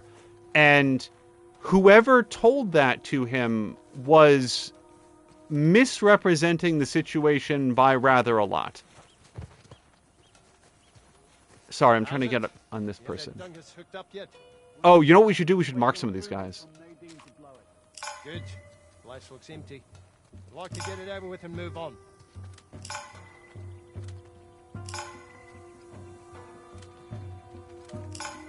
How long we posted? Yeah. Oh, sorry. Oops. No way I imagined that. Can we call them and let them know we're ready? All right. Well, this might work out to our benefit. Nothing. The last time you handled explosives, you nearly blew up everyone in the street. I'd say it's a good thing you're not in charge. Half the time. Okay. I'm gonna wait for this fellow to turn around.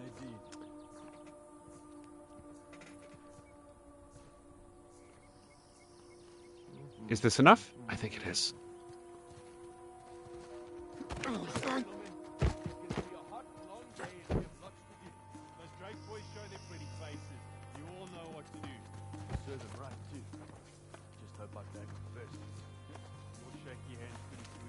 Let's see. Miranda's saying you want to show Leia as leading a resistance against an impressive evil force. Show how the evil force growed from the events of Return of the Jedi and how Leia and the New Republic failed. Well, so my personal take on... Ooh.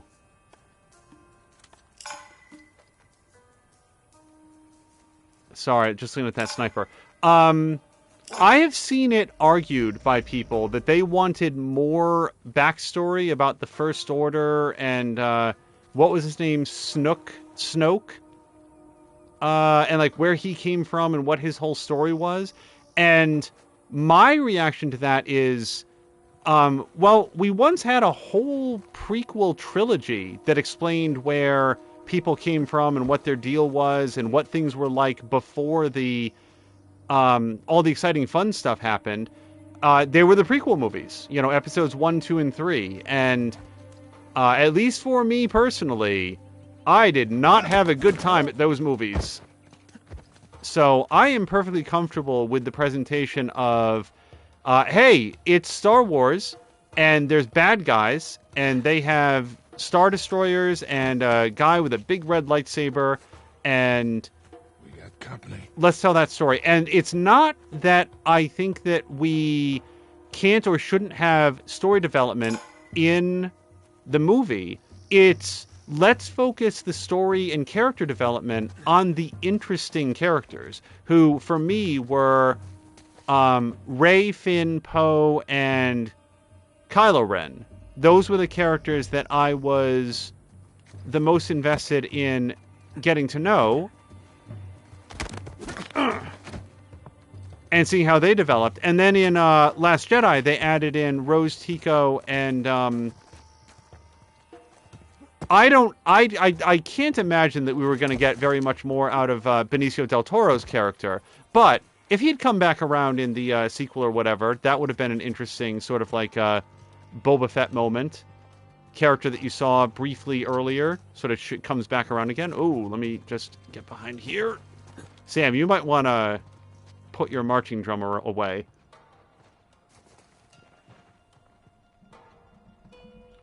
Let me just check here.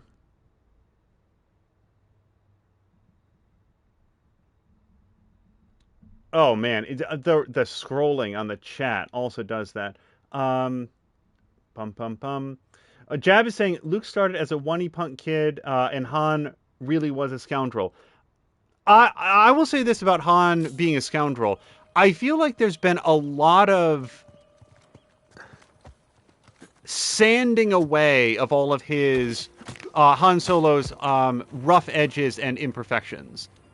And I very much prefer the Han Solo that we got in, especially in the first two movies. Star Wars and Empire Strikes Back, I think, are a really good sort of like character growth story for the character of Han Solo. Somebody who started off, presenting himself as someone who didn't care about anybody but himself. He's only in it for the profit, only about what he, what he personally stands. I'm not sure this is going to go my way. Get him! Okay. And by Empire, he has found something that he does care about. He's found people and a cause that is worth putting his life on the line. And I feel like the character of Finn was on that same track, moving from The Force Awakens to The Last Jedi, and then it was, I feel, intentionally left incomplete by the end of Last Jedi in preparation for what would have been the third movie to get that all done. And then Rise of Skywalker happened. And I don't even know how to summarize Finn's journey in that movie. So this has been going pretty well so far. We've got one guy down there, thanks to my floating triangle. And boy, is he clueless, because everybody he knew in the world is dead. Do we have anybody else? We can see yellow, white triangles through the walls, and I don't see anything. So let's...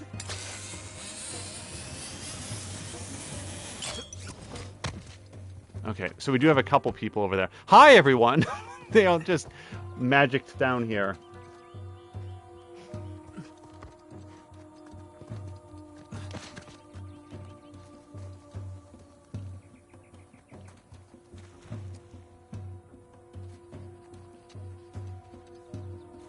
If I can somehow do this without getting spotted, there should really be a trophy for it.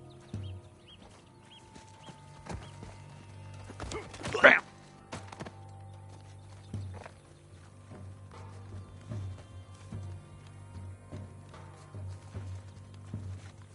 Oh, they are standing right next to each other.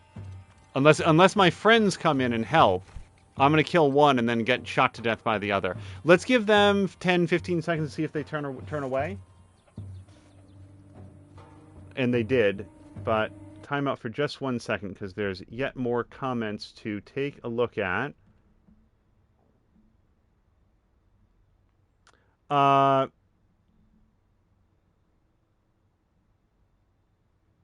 Also, Miranda was saying Luke Skywalker wasn't a hero for most of the series, and if you argue he was a hero, and I accept it, his characterization was dramatically different than in the original trilogy. I've lost that particular thread. Oh, it's a hero for the most of the sequel trilogy. I guess I'm not sure, because, again, since Jab hasn't seen it, I'm not sure that I'm prepared to break it down in exhaustive detail. I'm going to try for this guy on the right. Okay. Now we can take his friend. There we go. Hands up. Sniper. Patigan says, all I can say is that I don't like Adam Driver, who plays Kylo Ren, and that's not just Star Wars. See, ultimately, when we come to the end of the sequel trilogy, I feel like Kylo Ren is the only character who had any sort of a discernible plot development. So we're all still ducking, and I don't know why. I'm gonna have to fire my gun 3 times in the air and call out whoever's left, because we have really thinned the herd out here. Oh, there we go. Okay. Seems pretty weird. It seemed like this was really a bustling outpost, but I guess everybody else went on break. It's just me now. Can't believe those guys went out for donuts again. They didn't even call me. Alright, is that it? Guys, are we done? Okay. I think that's it. Damn it, Rafe and Nadine must have dozens of guys out here. They could just stumble onto the treasure through blind luck. No, there was a find Jeep button. Oh, there it is. Oh, let me grab guns.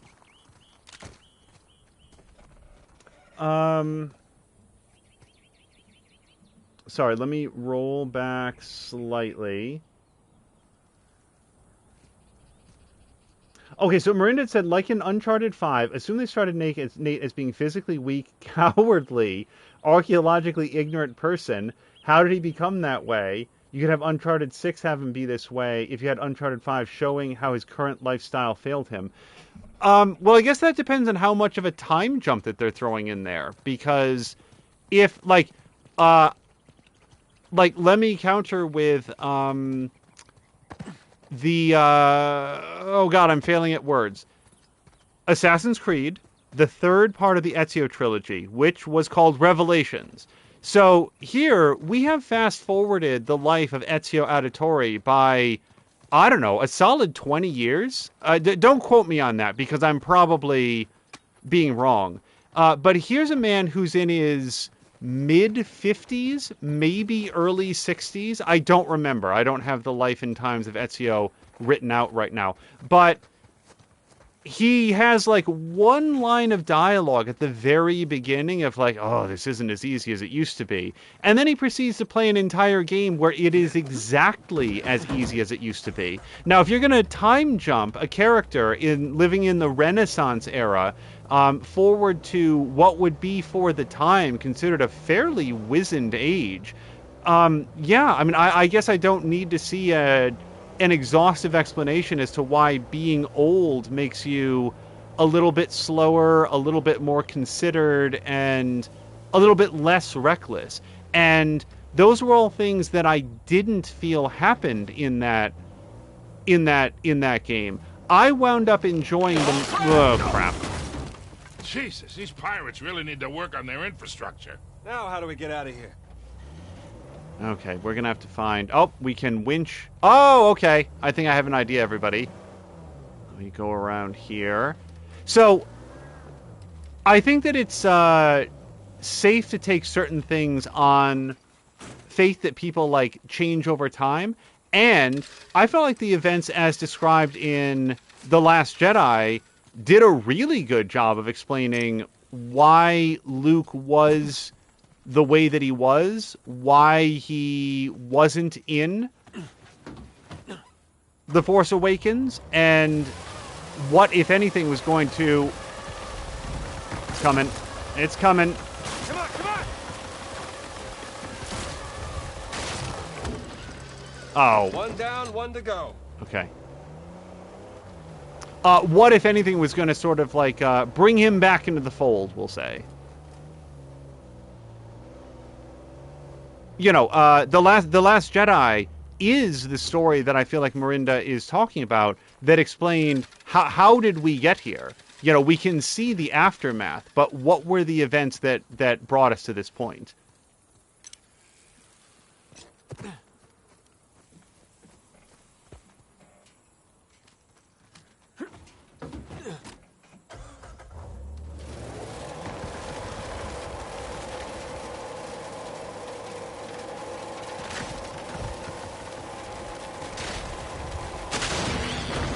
Oh! Again with the winch, Sully. Pretty handy, right? I wasn't against getting the winch. I was against getting ripped off. Yeah, Sully's really lost the winch the winch argument after that one. Okay, I think we can get around over on the right here. But as we go up, let me just go up here. Pum, pum, pum. So, Miranda's saying that's a false dichotomy. It's not that people want backstory as such. It's that the sequel trilogy is a non sequitur from the original trilogy, so there should be explanation for that non sequitur. Otherwise, it's basically fan fiction. Actually, I'd argue that it is fan fiction. Well, I've certainly seen that argument being that, I've seen people make that case that, okay, this is, nope, can't get up this way. Shit. And I don't feel like I can get up this way either, but let's not make any assumptions. Oh, see? I thought that was going to be too slippery. I've seen it argued So that... just how well do you know Nadine? Why? I was thinking maybe you can contact her, convince her to call off her goons. Yeah, right. What if we promise her a bigger cut than Rafe? No, that's not how she operates. She's more of a money-up-front kind of mercenary. So Rafe's got the advantage there. Wait, I'm looking to see if there's something over here, or if this is a hill that I'm going to fall down. I've seen it presented that The Force Awakens is basically a soft reboot, a soft retelling of A New Hope. And I don't know, I guess I can't argue against that, you know, if that's... Like I don't have a strong argument against that being true. I guess it just doesn't bother me because The Force Awakens for me was a super fun movie. It was like I was excited. Oh, Look, hold on. Shoreline. Yeah, they're definitely going all in, aren't they? And getting awful close to that volcano. Thinking the same damn thing. They found the treasure already. Well, look, they're searching every inch of this place. If they'd found it already, they wouldn't be searching. Yeah, you're right. And we're immediately turning away from that to go Hey, look Sam, to see if there's anything else so don't cool mind over me here. asking, how'd you pass the time in prison? You know, reading, mostly. There was this one guy... Hey, you think that old building's worth checking out? I do. Yep, and there's a way up, I hope.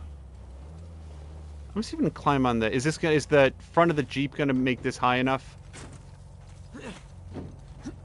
Yes, okay. Oh, I don't know. Like, I watched... You know, maybe this is a very basic take, but I watched The Force Awakens, and I laughed, and I was excited, and I thought that the movie looked great, and I was engaged by the story, and... I hadn't watched any of the pre-release stuff, but I mean, I was, you know, based on the poster and stuff, I'd sort of come into it believing that Finn was going to be the new sort of like protagonist Jedi guy, and it turned out that that was not the direction that they went with it. And I thought the new aliens were cool. They weren't like obnoxious and just, I don't know, just farting all over the place or whatever they were doing in the prequel movies. I didn't feel like the movie was layered with really regrettable stereotypes like I felt like the prequel movies had a bunch of. So on the whole, I had a great time watching it. So is it true that I don't want to do with that, but I might need to? What have I done to myself? How do I get out? All I'm saying is that if... Oh, do I just go back up here? Oh, that's... that works out just nice. If The Force Awakens is a soft reboot of A New Hope, I am comfortable with that being the case. I feel like it has a lot going for it, and that it pays a lot of homage to what came before. Sam, without... what were you talking about? Oh, right. There was this one guard saw me as a charity case, I guess. He had to check out books from the library for me.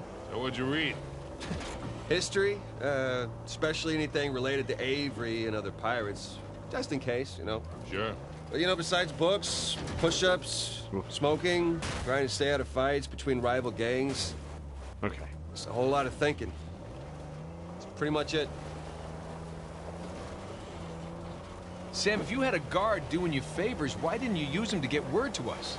Oh, I tried. I asked them to mail a letter to your P.O. box. I never got it. Well, that would be because the warden saw it. I got busted up pretty bad and never saw that guard again. Jesus. I got my own back when the warden decided to room me with Alcazar. That didn't turn out how he expected. You know, come to think of it, I actually dealt with Alcazar a few decades ago, even before I met you two. Oh, shit. How are you still alive? Well, he wasn't quite the man he is today. Still working his way up the criminal ladder then. I sold his boss a few woodcut prints I'd smuggled out of Japan. He was into shoguns and such. Alcazar was the go-between. What was he like? Soft-spoken but intense, like you could explode at the slightest provocation. Well, he hasn't changed much then, has he? Sorry, Brian is jumping out. He said, I will see you later. Brian, have a great evening. Thank you so much for stopping by. And I got my money and got the hell out of there. Hopefully be able to catch some more of Star Wars Squadrons a little bit later. So, pirate walks into a bar. Okay, here we go. And he's got the steering wheel sticking out of his crotch. All right. So the bartender goes, "Hey, man, what's with the wheel?" And the pirate says back, "Whoa!" Looks like Shoreline found something. Go slow. You got it. Do we get to hear the end of the joke? So we were talking about... Oh, right. And the pirate says back, "Arg, it's driving me nuts." I love that one. Don't make me leave you out here.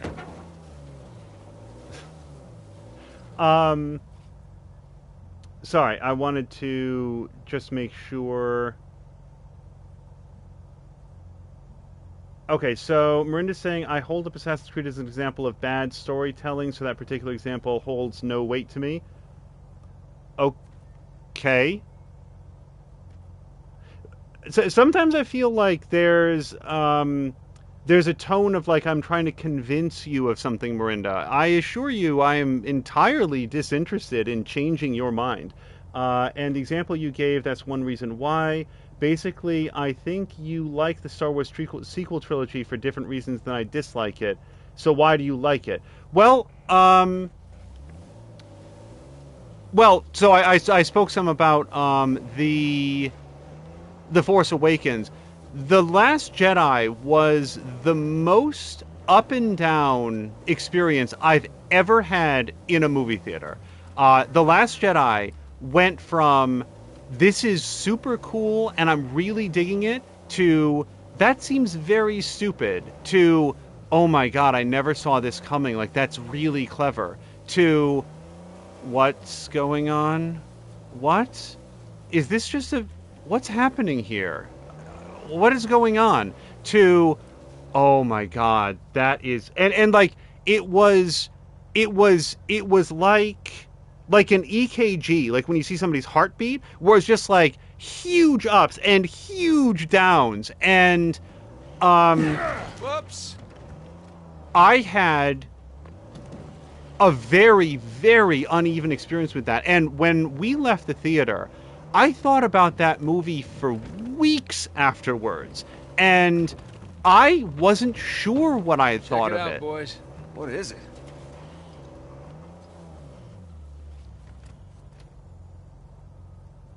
I don't know what Nathan's talking about, but I'm going to go up here.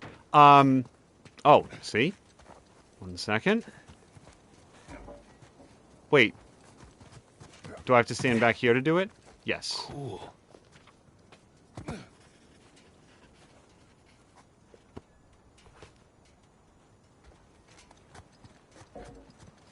And in the balance... Holy shit, you can probably see all of Kings Bay from up here. Yeah. Hey, look. There's the city. And there's the river valley. Oh, hold on. Let you look at this. Quite the view. Just keep waiting to wake up and find myself in solitary or something. It's all some kind of dream. Sam. Oh, no guilt trip. I'm just... Let's go find this thing. You bet. Hold on, I still want to see if I can get up here. Nope. So, how are you doing? Yeah, still in one piece. I appreciate you coming along for the ride. I mean, especially for negotiating with that rental guy. No problem. Hell, I'd be lying if I said I wasn't enjoying myself. Me too.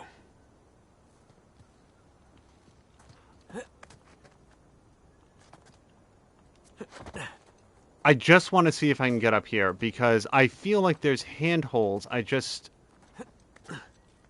Up? There we go. Okay, now over. In the balance, the conversations that I had about The Last Jedi and the insights that other people brought to it, and this is most importantly, when comparing the different bits of knowledge that people had about Star Wars, and like all of these little moments from the original trilogy that I'd completely forgotten about, and when they were all taken in aggregate, what I realized is that Rian Johnson had... Sorry. I passed that entire combat encounter just yeeted right off of a mountain. Rian Johnson had put a tremendous amount of thought into The Last Jedi. Like, sufficient that it is... If if I was to try to enumerate all the things that I admire about The Last Jedi, it would be... Boys. What is it? What we'd have to do is it would have to be like one of those streams like we did for the, the Best of the Year awards, where it's just me getting into a ship in Elite Dangerous and flying in a straight line with absolutely nothing else happening for 90 minutes so that I could talk about the movie. And be aware, I don't mean effusively praising the movie. What I do mean is like breaking down what's in the movie and why it's like that. And I'll give some examples if people are curious. My sense is that like Patikin and others are interested in a different topic, so I don't want to belabor it forever. But The Last Jedi is, like it or hate it, it is an extremely thoughtful movie. I don't know if I missed anything. I don't think I have to go up there. Should I go back up there? I'm pretty sure it saves collectibles. Everybody, hold on 1 second. I'm going to do a better job of not dying. I just want to make sure that I don't lose what's on here, because I had to take the journal entry again. So I really earnestly admire the Last Jedi, and I've seen it a second time since watching it in the theater, and it was even better on a second viewing once my expectations were properly set for what that movie is, and to be blunt, how subversive the movie is. My number one takeaway from The Last Jedi is how much it understood my expectations and was able to play against them in a way that felt very organic to the story. Look at this. Quite the view. Just keep waiting to wake up and find myself in solitary or something. It's all some kind of dream. Sam. No guilt trip. I'm just... Let's go find this thing. You bet. So I want to make sure that like these conversations count as part of our playthrough. So even though we've heard them, just 5 seconds how are here. You doing? Yeah, still in one piece. I appreciate you coming along for the ride. And especially for negotiating with that rental guy. No problem. Hell, I'd be lying if I said I wasn't enjoying myself. Me too. Now, Rise of Skywalker, I disliked intensely. Like, I am hesitant to talk about Rise of Skywalker because I disliked the movie so much that if I get into it, I'm concerned that people that enjoyed the movie will think that I'm trying to change their mind or I'm dumping on something that they really enjoy. And that is not my goal. If somebody went to go see Rise of Skywalker and they had a good time with it, I have absolutely no interest in convincing them otherwise, dumping on what they enjoyed, nitpicking at it or anything else. Shoreline mercs? Can't tell. That is not to say that I'm not willing to stand up for what... Here we got here first. Let's check the place out and keep moving. For what I think of it. It's just like, I don't want to... Drawbridge. How medieval. Yeah. Well, you don't put up a drawbridge unless you're trying to keep people out. Or protect something inside.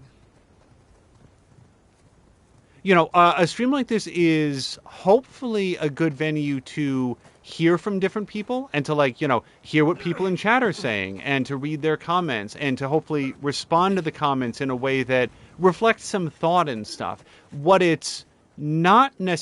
streaming is not necessarily a great venue for is in engaging in an active discussion where we can hear from all parties equally, because I'm on mic, hold on 1 second, and the other people are not. This one? I do, actually.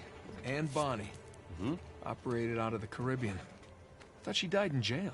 At least that's what the stories tell us. Right. Avery must have invited her, too.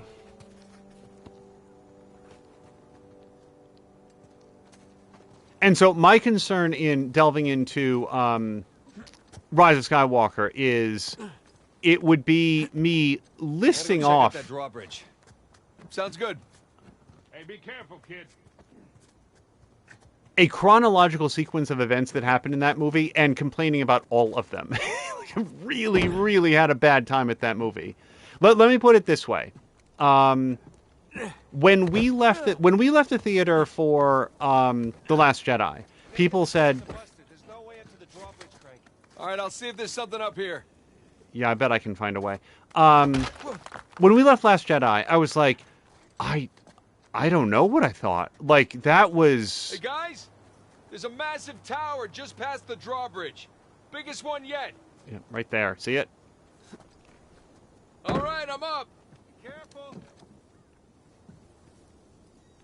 Just to finish the thought, when we left Last Jedi, I was like, I don't know what I thought. Like, my thoughts were all over the place. It was such a complicated movie, and I did not know if I had liked it or not, which is a very, very odd position to be in when you're watching a movie. And you might think, like, well, that must mean that it's poorly made. It's sophisticatedly made, and I couldn't put it together yet, and I'm not even sure that I've put it together now, but it was a daring movie, and I applauded its chutzpah. When we walked out of finishing watching The Rise of Skywalker, people asked me what I thought, and I said, I'll get back to you, because before I say anything about the movie, I need to be able to think of one positive thing that I can say about it. There has to be one thing that I can say about Rise of Skywalker that isn't a negative against the movie. And it took me 3 or 4 days. I did eventually come to something. And then I discussed the rest of it with people that were interested.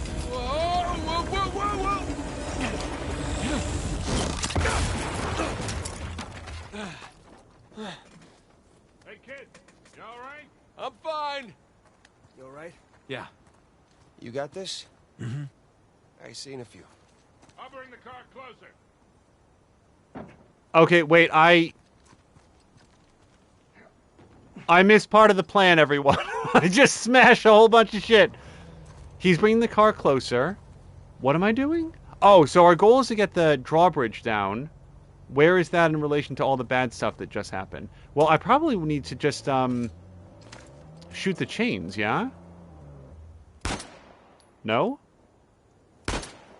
Okay, my video game logic is failing me. And hello to Mio, who, Mio, you were coming in at the absolute tail end of Star Wars talk, because we're not going to talk about it anymore. I just wanted to, Mirinda had asked for, or expressed some interest at least, in my thoughts on the sequel trilogy. And I think the overall takeaway is my thoughts are very, very uneven. I very much enjoyed...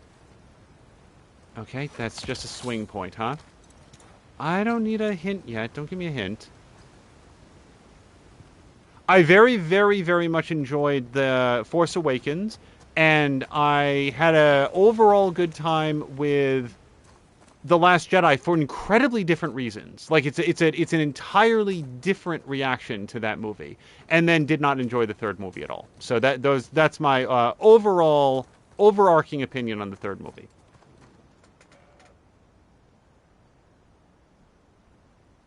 And by and large, a lot of folks are chatting about pizza. I will say there's a very, very short, well, maybe not a short list. There's a specific category of things that I do not enjoy on pizza, and they mostly fall into the vegetable category. I don't appreciate spinach, broccoli, cauliflower. Oh, hold on. We definitely got something going on here.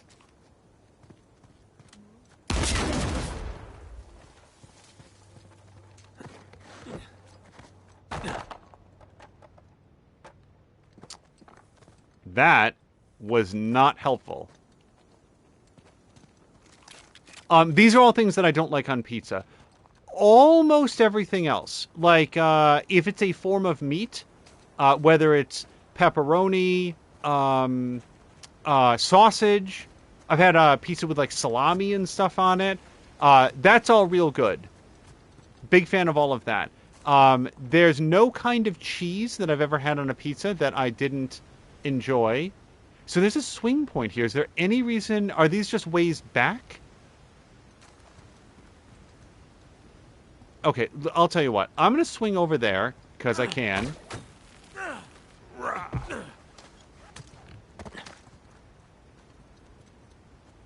Okay.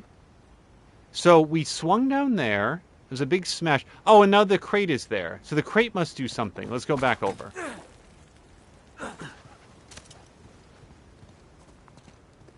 If left to my own devices, I will, on a pizza, get mushrooms. I really like mushrooms. I like mushrooms on pizza. I think that it makes for a delicious meal, and I can basically eat infinite pizza. Here's the problem. There's a couple of things that I can have all of, and they fall into both chicken and pizza.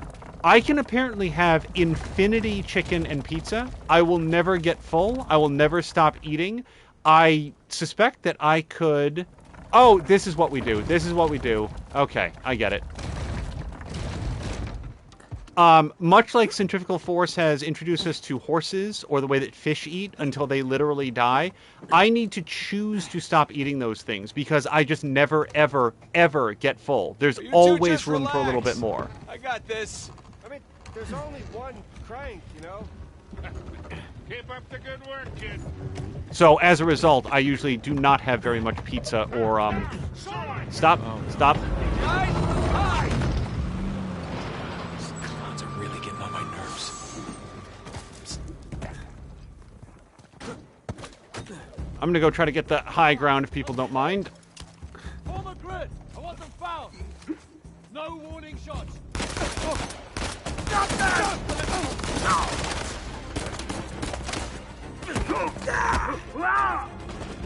Okay, is this a good weapon? Hopefully. Oh, I can't shoot anything right here.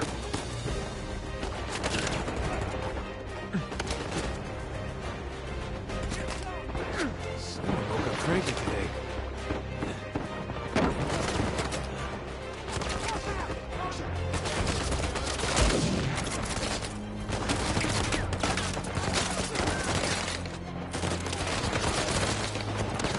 You guys are really ruining my aim.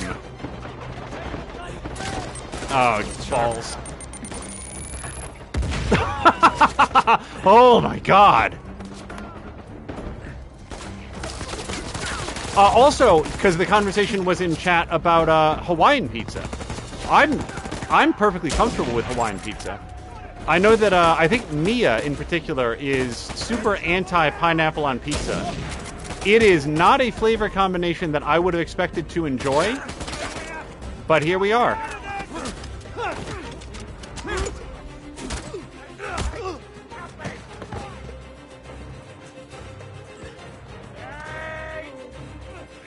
Wait, what's happening?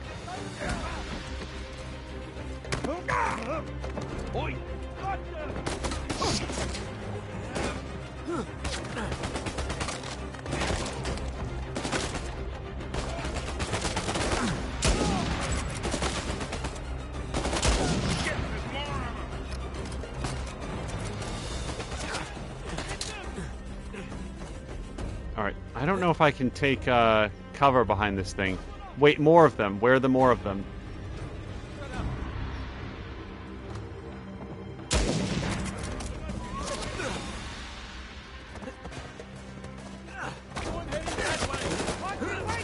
Oh! I completely misjudged that. I thought I could go for a super punch.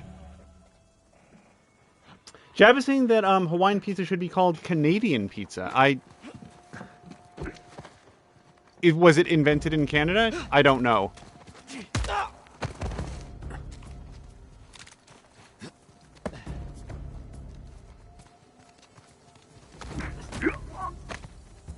Okay. I really like this gun. Okay, this is not a hiding spot.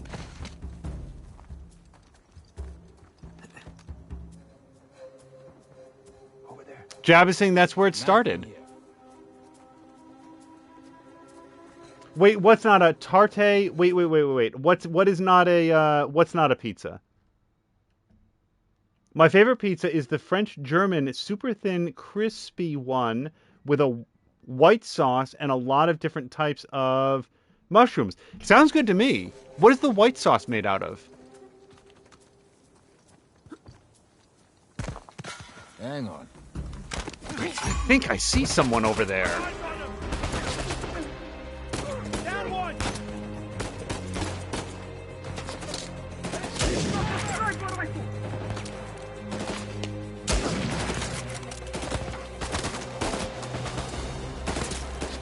Hey, Sam, could you take care of some of those guys directly behind you?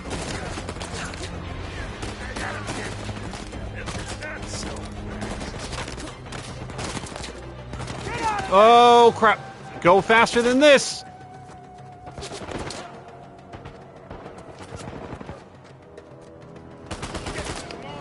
Oh, balls.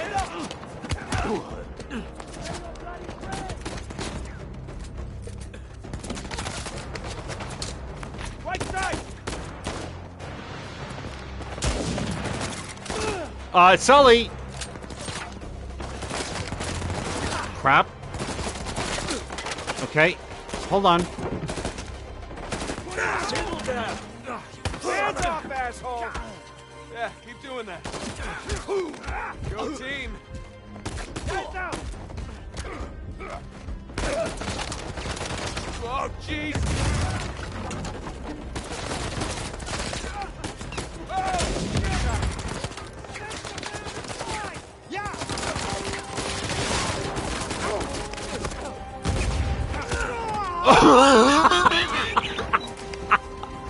Where did he land? Besides, like, the moon. Holy shit.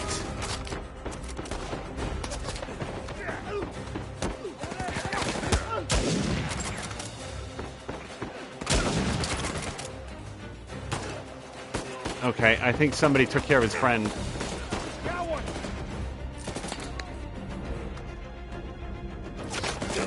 Oh, boo.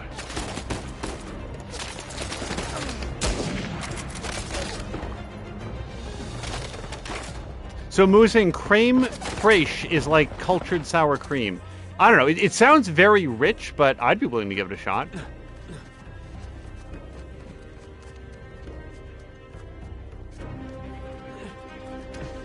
Cuisine, I am less likely to give a shot. Am I misunderstanding, or if sweetbread appears on a menu, isn't that a brains? Isn't that like a form of brains? Oh, that is the last of that sniper shot. I would prefer not to eat brains.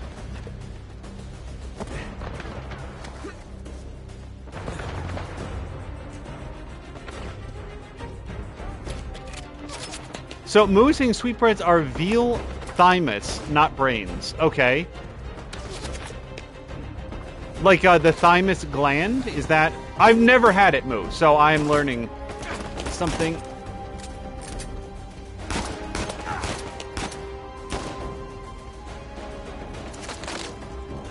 Okay, let me get a better gun here.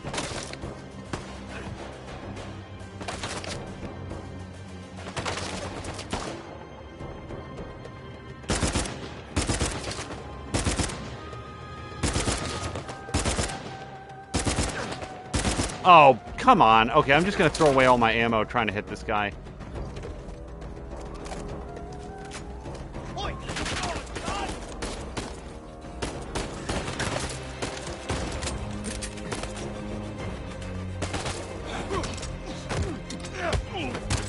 That's right.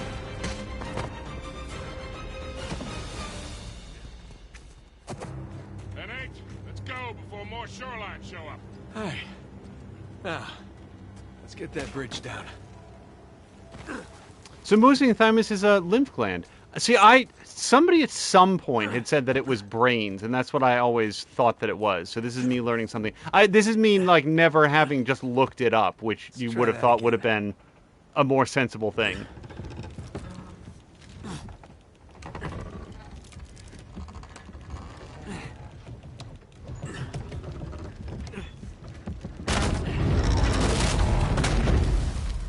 There we go.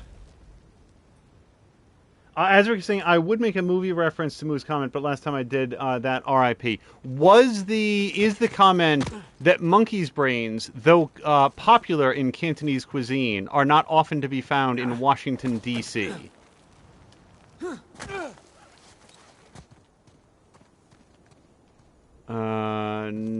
Wait, do I want that pistol? I kind of do want that pistol. The Raffic is pretty good, as I recall. And it has full ammo, so that works.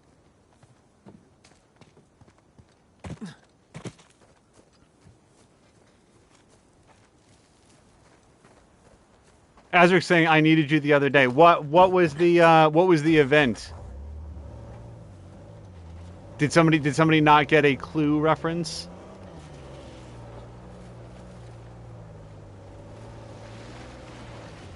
Big tower on a volcano. Looks like the end's in sight, huh? Sorry, hold on. Sorry, that's me coughing. I didn't want to do it into the mic. Also, for anybody who's sort of come in as we've gone, one of the things I said at the very beginning is that this is not going to... This episode will last until either my eyes close for the night or the temperature rises to a point where it is no longer... If Avery spent all that money on towers, would it have killed him to put a guardrail up here?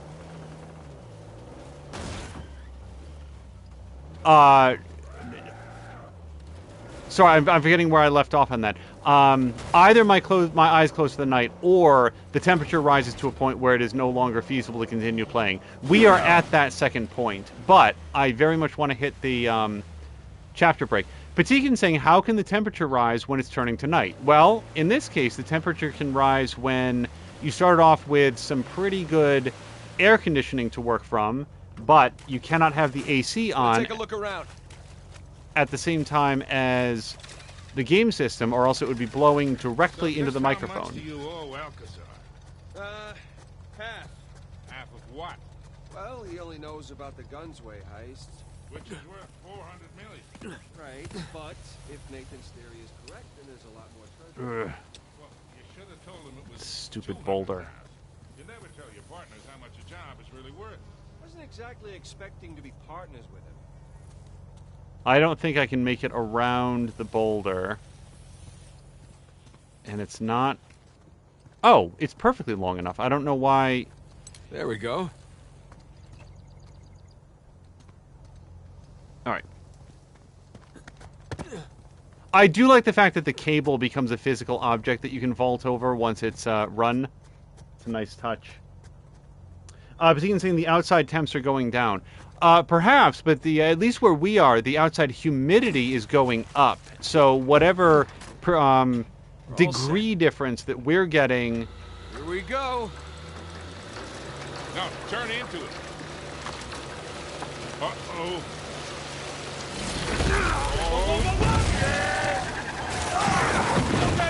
Don't panic! Don't panic! I am very much panicking here. The cable's gonna snap! Nate!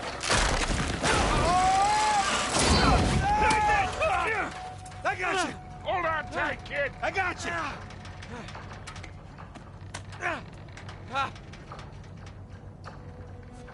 Come on, come on!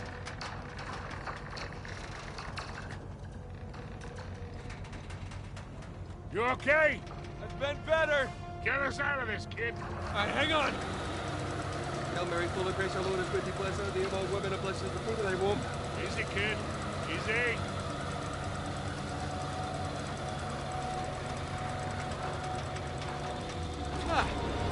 Oh, that was fun, right? Yeah, well, I'm definitely sharing this one with my shrink.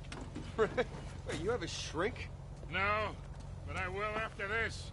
Come on, you guys are overreacting. Get the whole thing under control. Sorry, that was a distracting sequence. Yeah, the issue here is that in this room, and this is going to happen for the remainder of the summertime, I almost backed right off that ledge. It'll probably be a little bit more focus on PC games because console games suffer from this exact issue. Hold on to something. Oh boy. This is not how to do this. That was a face. Yeah, I'm almost disappointed. Almost.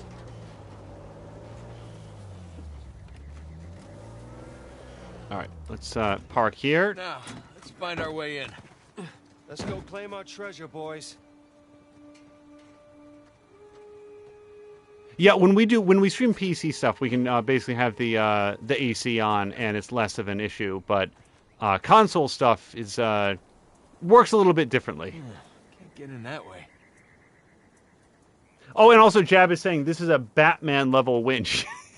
That's why the guy charged them extra. He was like, "Hey, you probably won't need it, but just in case you go completely off of a cliff, this winch is going to be the thing that saves your life."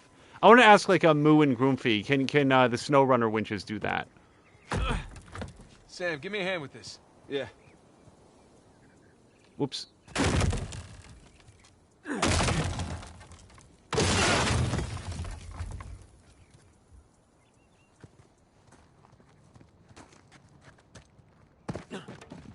Let's see what we got here.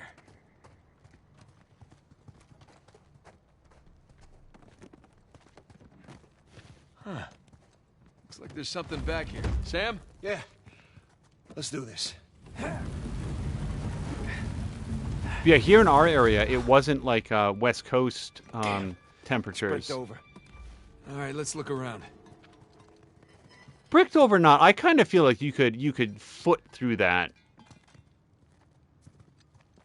Yeah, we're not at like West Coast temperatures by any means. Like they are 30 degrees hotter than it is here. But yeah, it's been it's gotten kind of sultry in here. Ah, here we go. Careful with that thing, kid.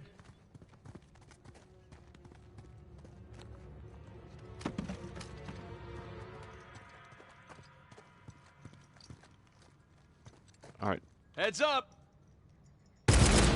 God, Jesus. I said heads up.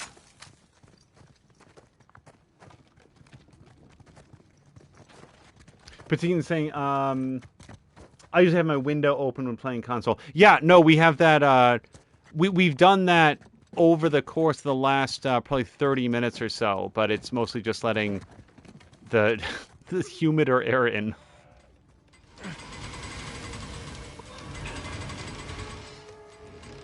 Jesus, Jab.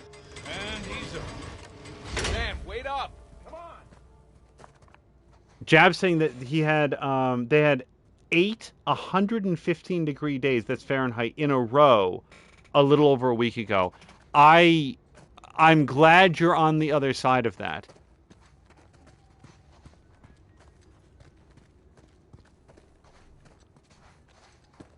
Some folks that I know and follow on Twitter, like Holly Green, live in the Seattle area, and they're up like, 115, 120 for, hopefully they're near the end of that part of the forecast. He seems excited. He's got a lot riding on this. As we're saying, did you see my comment about the reference? Twitch has been buffering a lot for me. Let me run back because we got winched there for a second. Let me just see if I got it. Moo said something about get your Bupkis movie, and I said Bupkis. Are they related to Stanley Ipkiss? Stanley Ipkiss. I'm thinking of Stanley Yelnats. I'm not sure that I do know Stanley Ipkiss.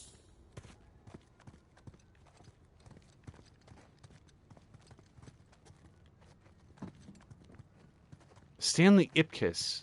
What is that a reference to? Now I feel bad that I think Azaric was like counting on me to get this. Is that a Clue reference? Ipkiss? Oh God.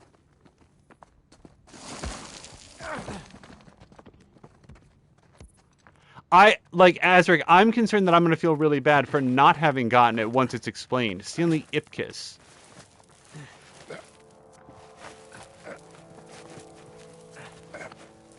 Whoa. Magnificent. Don't see a treasure, though. Hey, guys? Coming.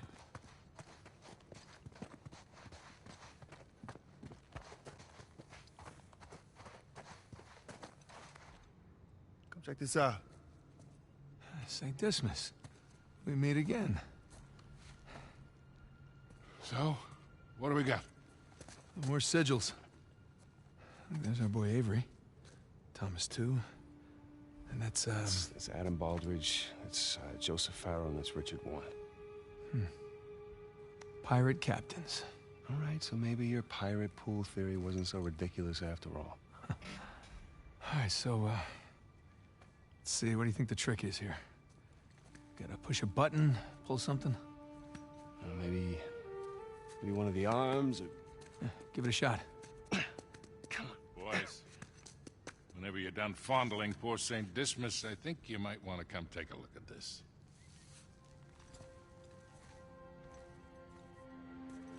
Trapezoid is obviously the volcano.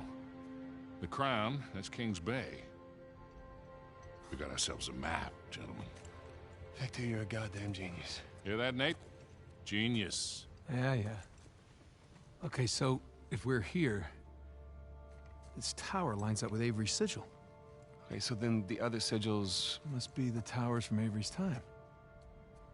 Well, I mean, a treasure's got to be in one of them, right? Yeah, but which one? I count 12 towers. Hey, Victor? Huh? You didn't start smoking cigarettes by any chance, did you? Looks like we're not the first ones here.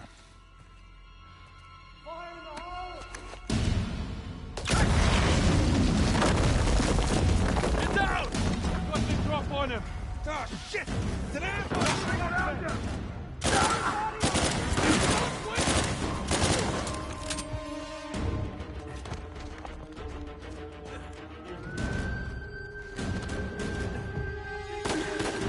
Oh, so the answer to the question was Stanley Ipkiss is Jim Carrey's character from The Mask, and Patikin was very surprised that I didn't know that.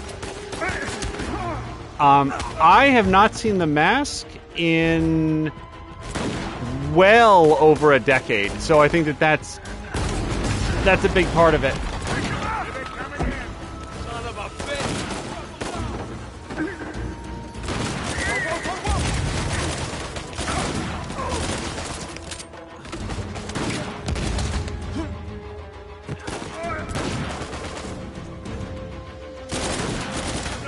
Oh, that's not going to work well. Okay, I don't think I can... No. Jav says, you know there's never been a pirate buried treasure that has been recovered. Is that really true?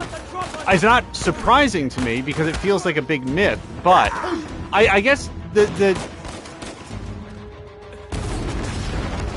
thing for me about pirates and buried treasure is that when you're growing up and there's sort of like a mythology to it. Hi, can I get that guy? Thank you. It's pretty cool, but when you get a little bit older, you start to wonder why, if you had a bunch of, like, loot and plunder and stuff, you'd want to bury it, secrete it away someplace,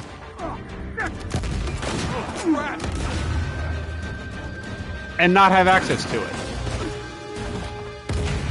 So it would not surprise me at all to learn that an actual pirate treasure has never been recovered.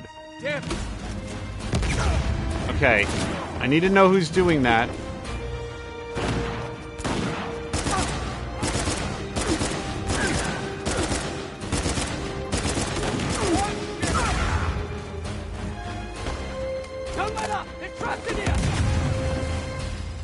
Sorry, let me get this. Oh, I think I heard more guys come down. Right, okay. Come on out.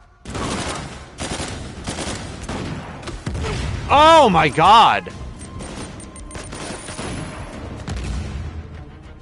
Hey Sam, do you have the eyes on the rocket launcher guy? Or grenade launcher guy?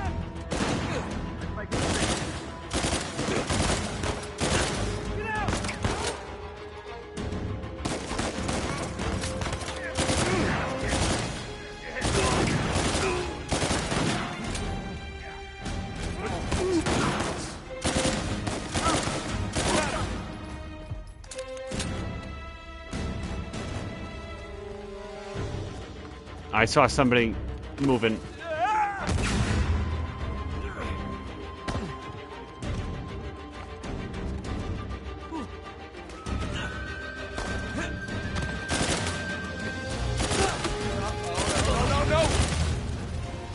Yeah, the Mask was a really, really, really good movie. Jesus. Like, Is that all of them?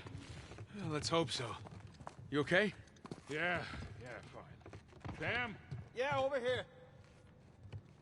for me at least, way better than I would have expected, way better than I thought it had any right to be. A lot of people like quoted it for years and years and years afterwards, and a lot of the like moments got super played out, but none of that changed the fact that that movie What are you was doing? Confirming a suspicion. hold on. Shit. Look at this.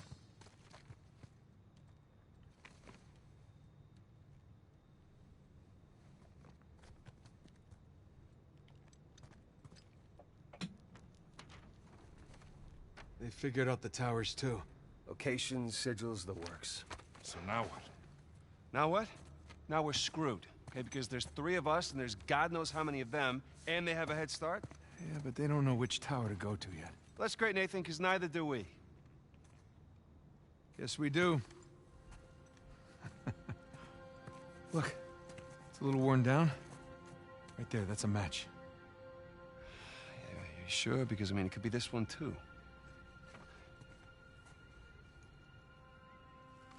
Crap. Yeah, but still, 2 beats the hell out of 12. All right. I'm gonna take this tower. You and Sully, you take that one. No. No, Rafe's guys are all over these towers by now. Exactly. So if we want to have a chance to catch them, then we've got to split up. Sam, just hold up a second, will you? Nate, he's right. These towers are at opposite ends of King's Bay.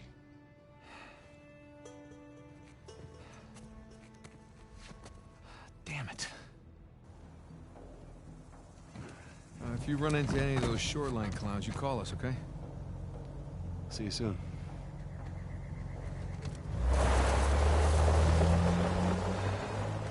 Come on, Nate. We gotta hurry. Yeah.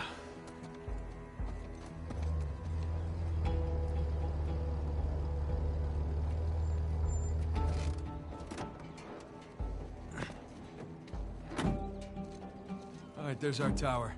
You really think all that treasure's gonna be just sitting in the middle of a goddamn market? Oh, yeah, that'd be crazy. Okay, and that is a really good place to save it, because that is our chapter break, and that's what we're always aiming for. Let me just hit save. Yep, and... Sorry, I don't think this part ever shows. I'm just making sure that I'm saving over... Yeah, we'll do this one here. And yes... Okay, so on our way out, Moo had told Asric that she's never seen The Mask, and then we got into a conversation about Jim Carrey movies. Moo, The Mask, so again, it's been a very, very, very long time since I've seen it, but that movie is bright and fun and clever, and it's one of those things like, The Mask, for me, falls into a similar category as The Golden Child or Coming to America or Trading Places, where it's like, it feels clever and thoughtful. Like, it's not just like silly, goofy, like scary movie, epic movie. Like, I don't know. I really like the Mask. The fact that it's been so long since I've seen it is not a reflection on the movie's quality, and I think that you and the kids would both really get a kick out of it. I don't know your taste in movies, but I really like that one.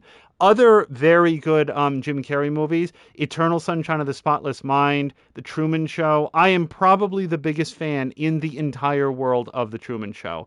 I also really like Man in the Moon, which is the biopic that Jim Carrey made about... Oh, God. See, now I have the name Tony Clifton in my head, and that is a character played by... Not Latka. Shit! I can remember the names of the characters that he played.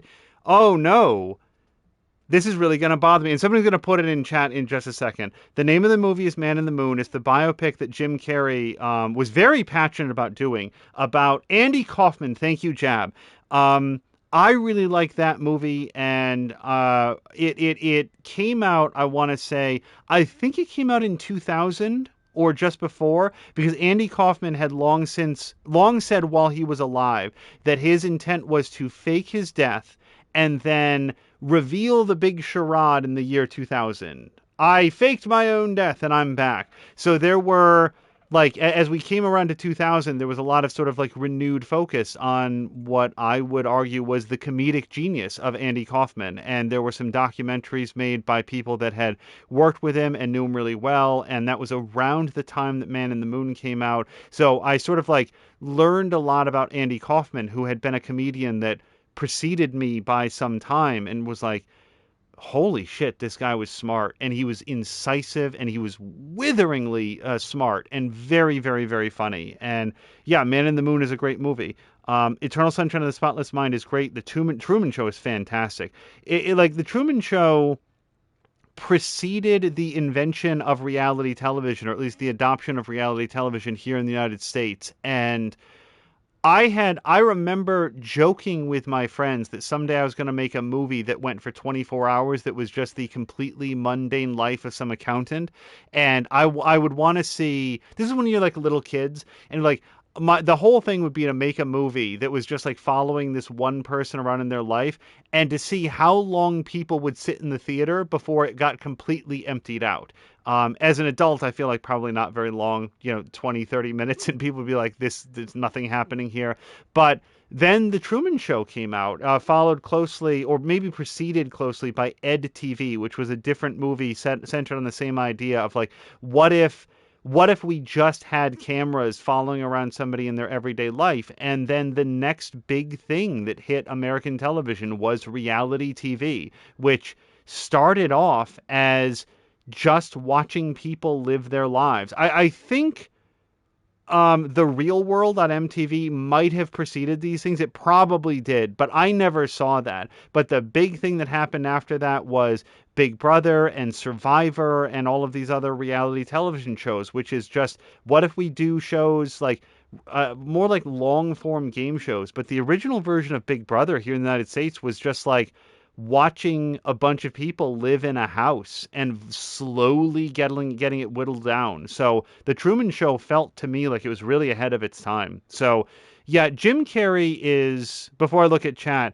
Jim Carrey, to me, I have never found Jim Carrey especially funny, but I really like him as an actor. And I think that when he's given an opportunity to do dramatic roles, that's where he really shines the brightest. He is a very energetic, charismatic, likable guy who made a name for himself by like, look at all the goofy faces and like funny voices and over emphatic stuff. And yeah, he's good at that stuff if you want it, but he's also like a really smart and down to earth guy who can really bring it to some dramatic roles. And those are the roles that I like for the most of him. Let me just roll back here real quick. And then we'll be drawing to a close. Also, Jab is saying cash is a time-proven technique and still used today by militaries. But like having a cash in reserve of like cash and stuff like that. Okay. See, I was like, I wasn't like memory cache. I wasn't sure. But yeah, so a cache of goods or materials or money. Half the time they were taking ships for their food and water. Yeah, see, Jab knows a lot more about actual pirate history than I do. I only know like Treasure Island style pirate history. Then we got into the Andy Kaufman stuff. Moo is saying, I did like Eternal Sunshine of the Spotless Mind. Yeah, this is not a joke. It's not that I think about Eternal Sunshine like once a day or something like that, but I would say that I'm not sure that a week of time has gone by where Eternal Sunshine did not cross my mind in one way or another. And I think specifically the idea, without giving away much of the movie, because if you've seen the trailer, you probably know at least the premise of it,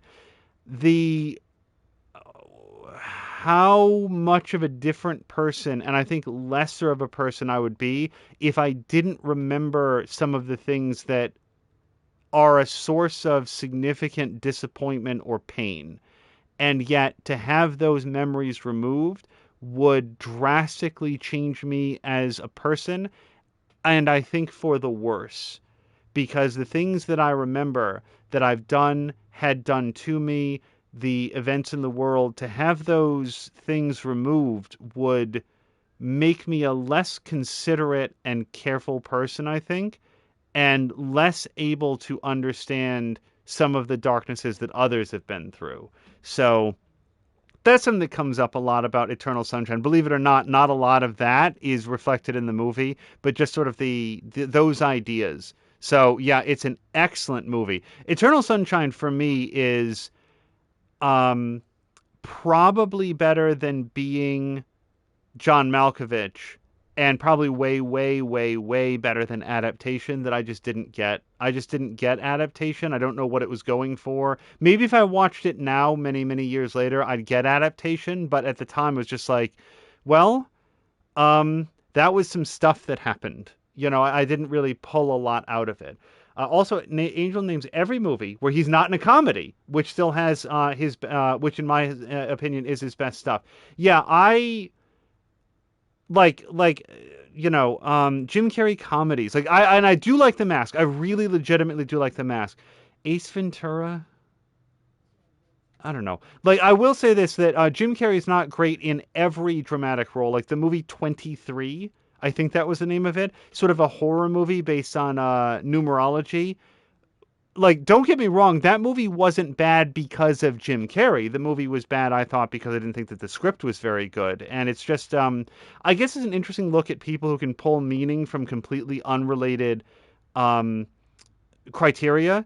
But I guess for me, the horror in 23 was falling victim to that, becoming so fixated on random happenstance representing a pattern that you cannot shake yourself from it, and your life becomes dictated by that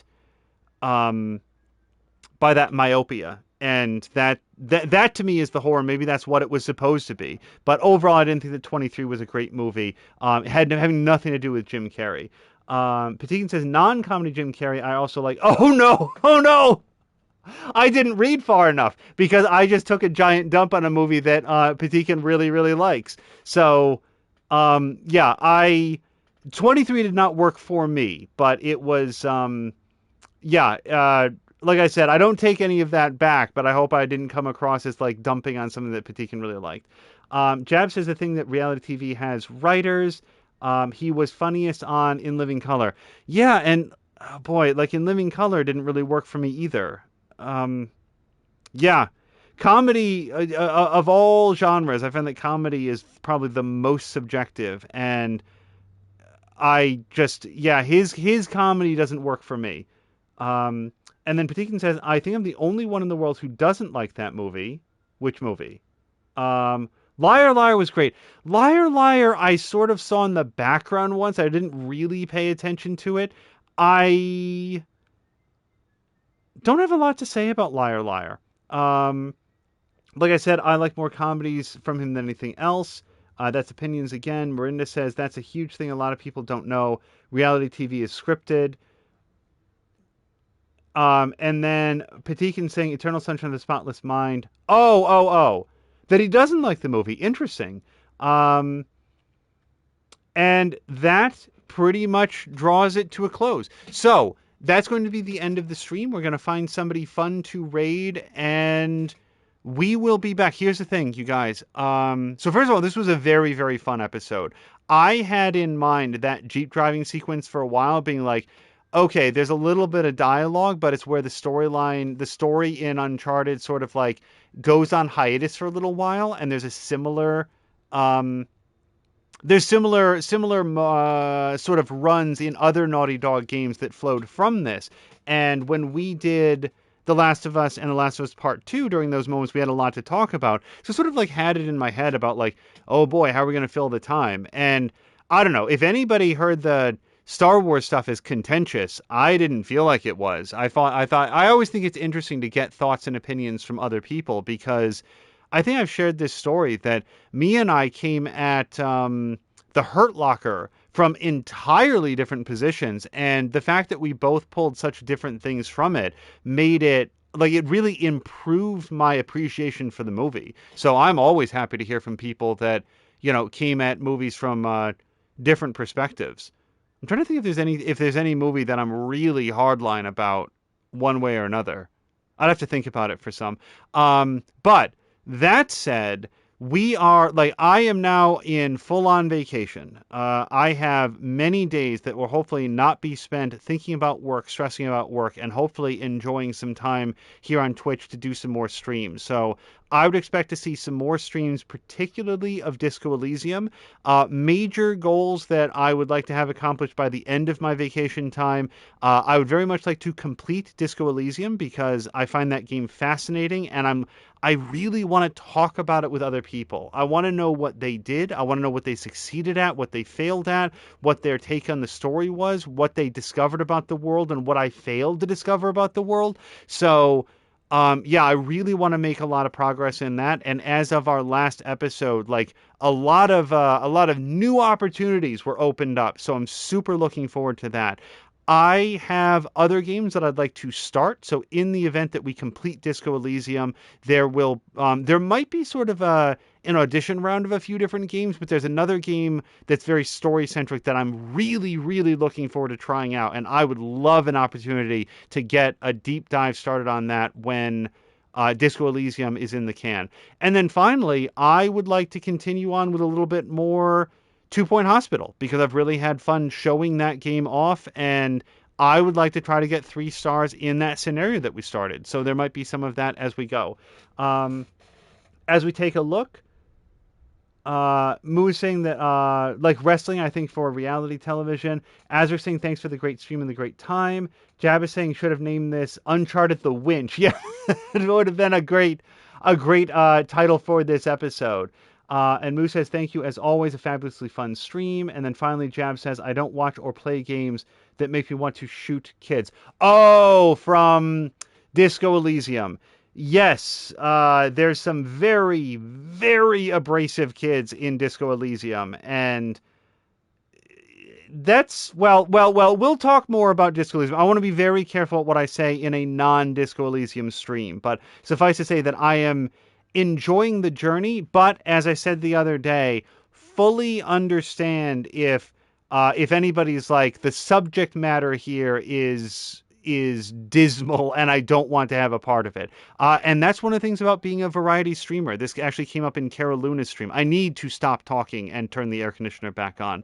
But maybe a topic for our next stream would be Cara Luna was discussing sort of getting tied down on one game. That some people really get super into one game and they're always streaming one game, and that he likes to move from game to game. And I'm very much more in that mindset. I tend to stream one game through to all the way completion and then move on to the next game. And it's only kind of recently that we started doing Disco Elysium's our main game, but we're also going to play through all of Uncharted. And what makes it different is that, hey, we're kind of revisiting Uncharted. So it comes for me with a little bit better sense on how to structure the episodes and a clear idea on how long it's going to take and so forth. So it sort of flows a little bit differently. Okay, I need to stop because I'm not kidding. It's upwards of 95 degrees in here. So let's go find somebody fun to raid, and we'll see you guys again for the next episode, which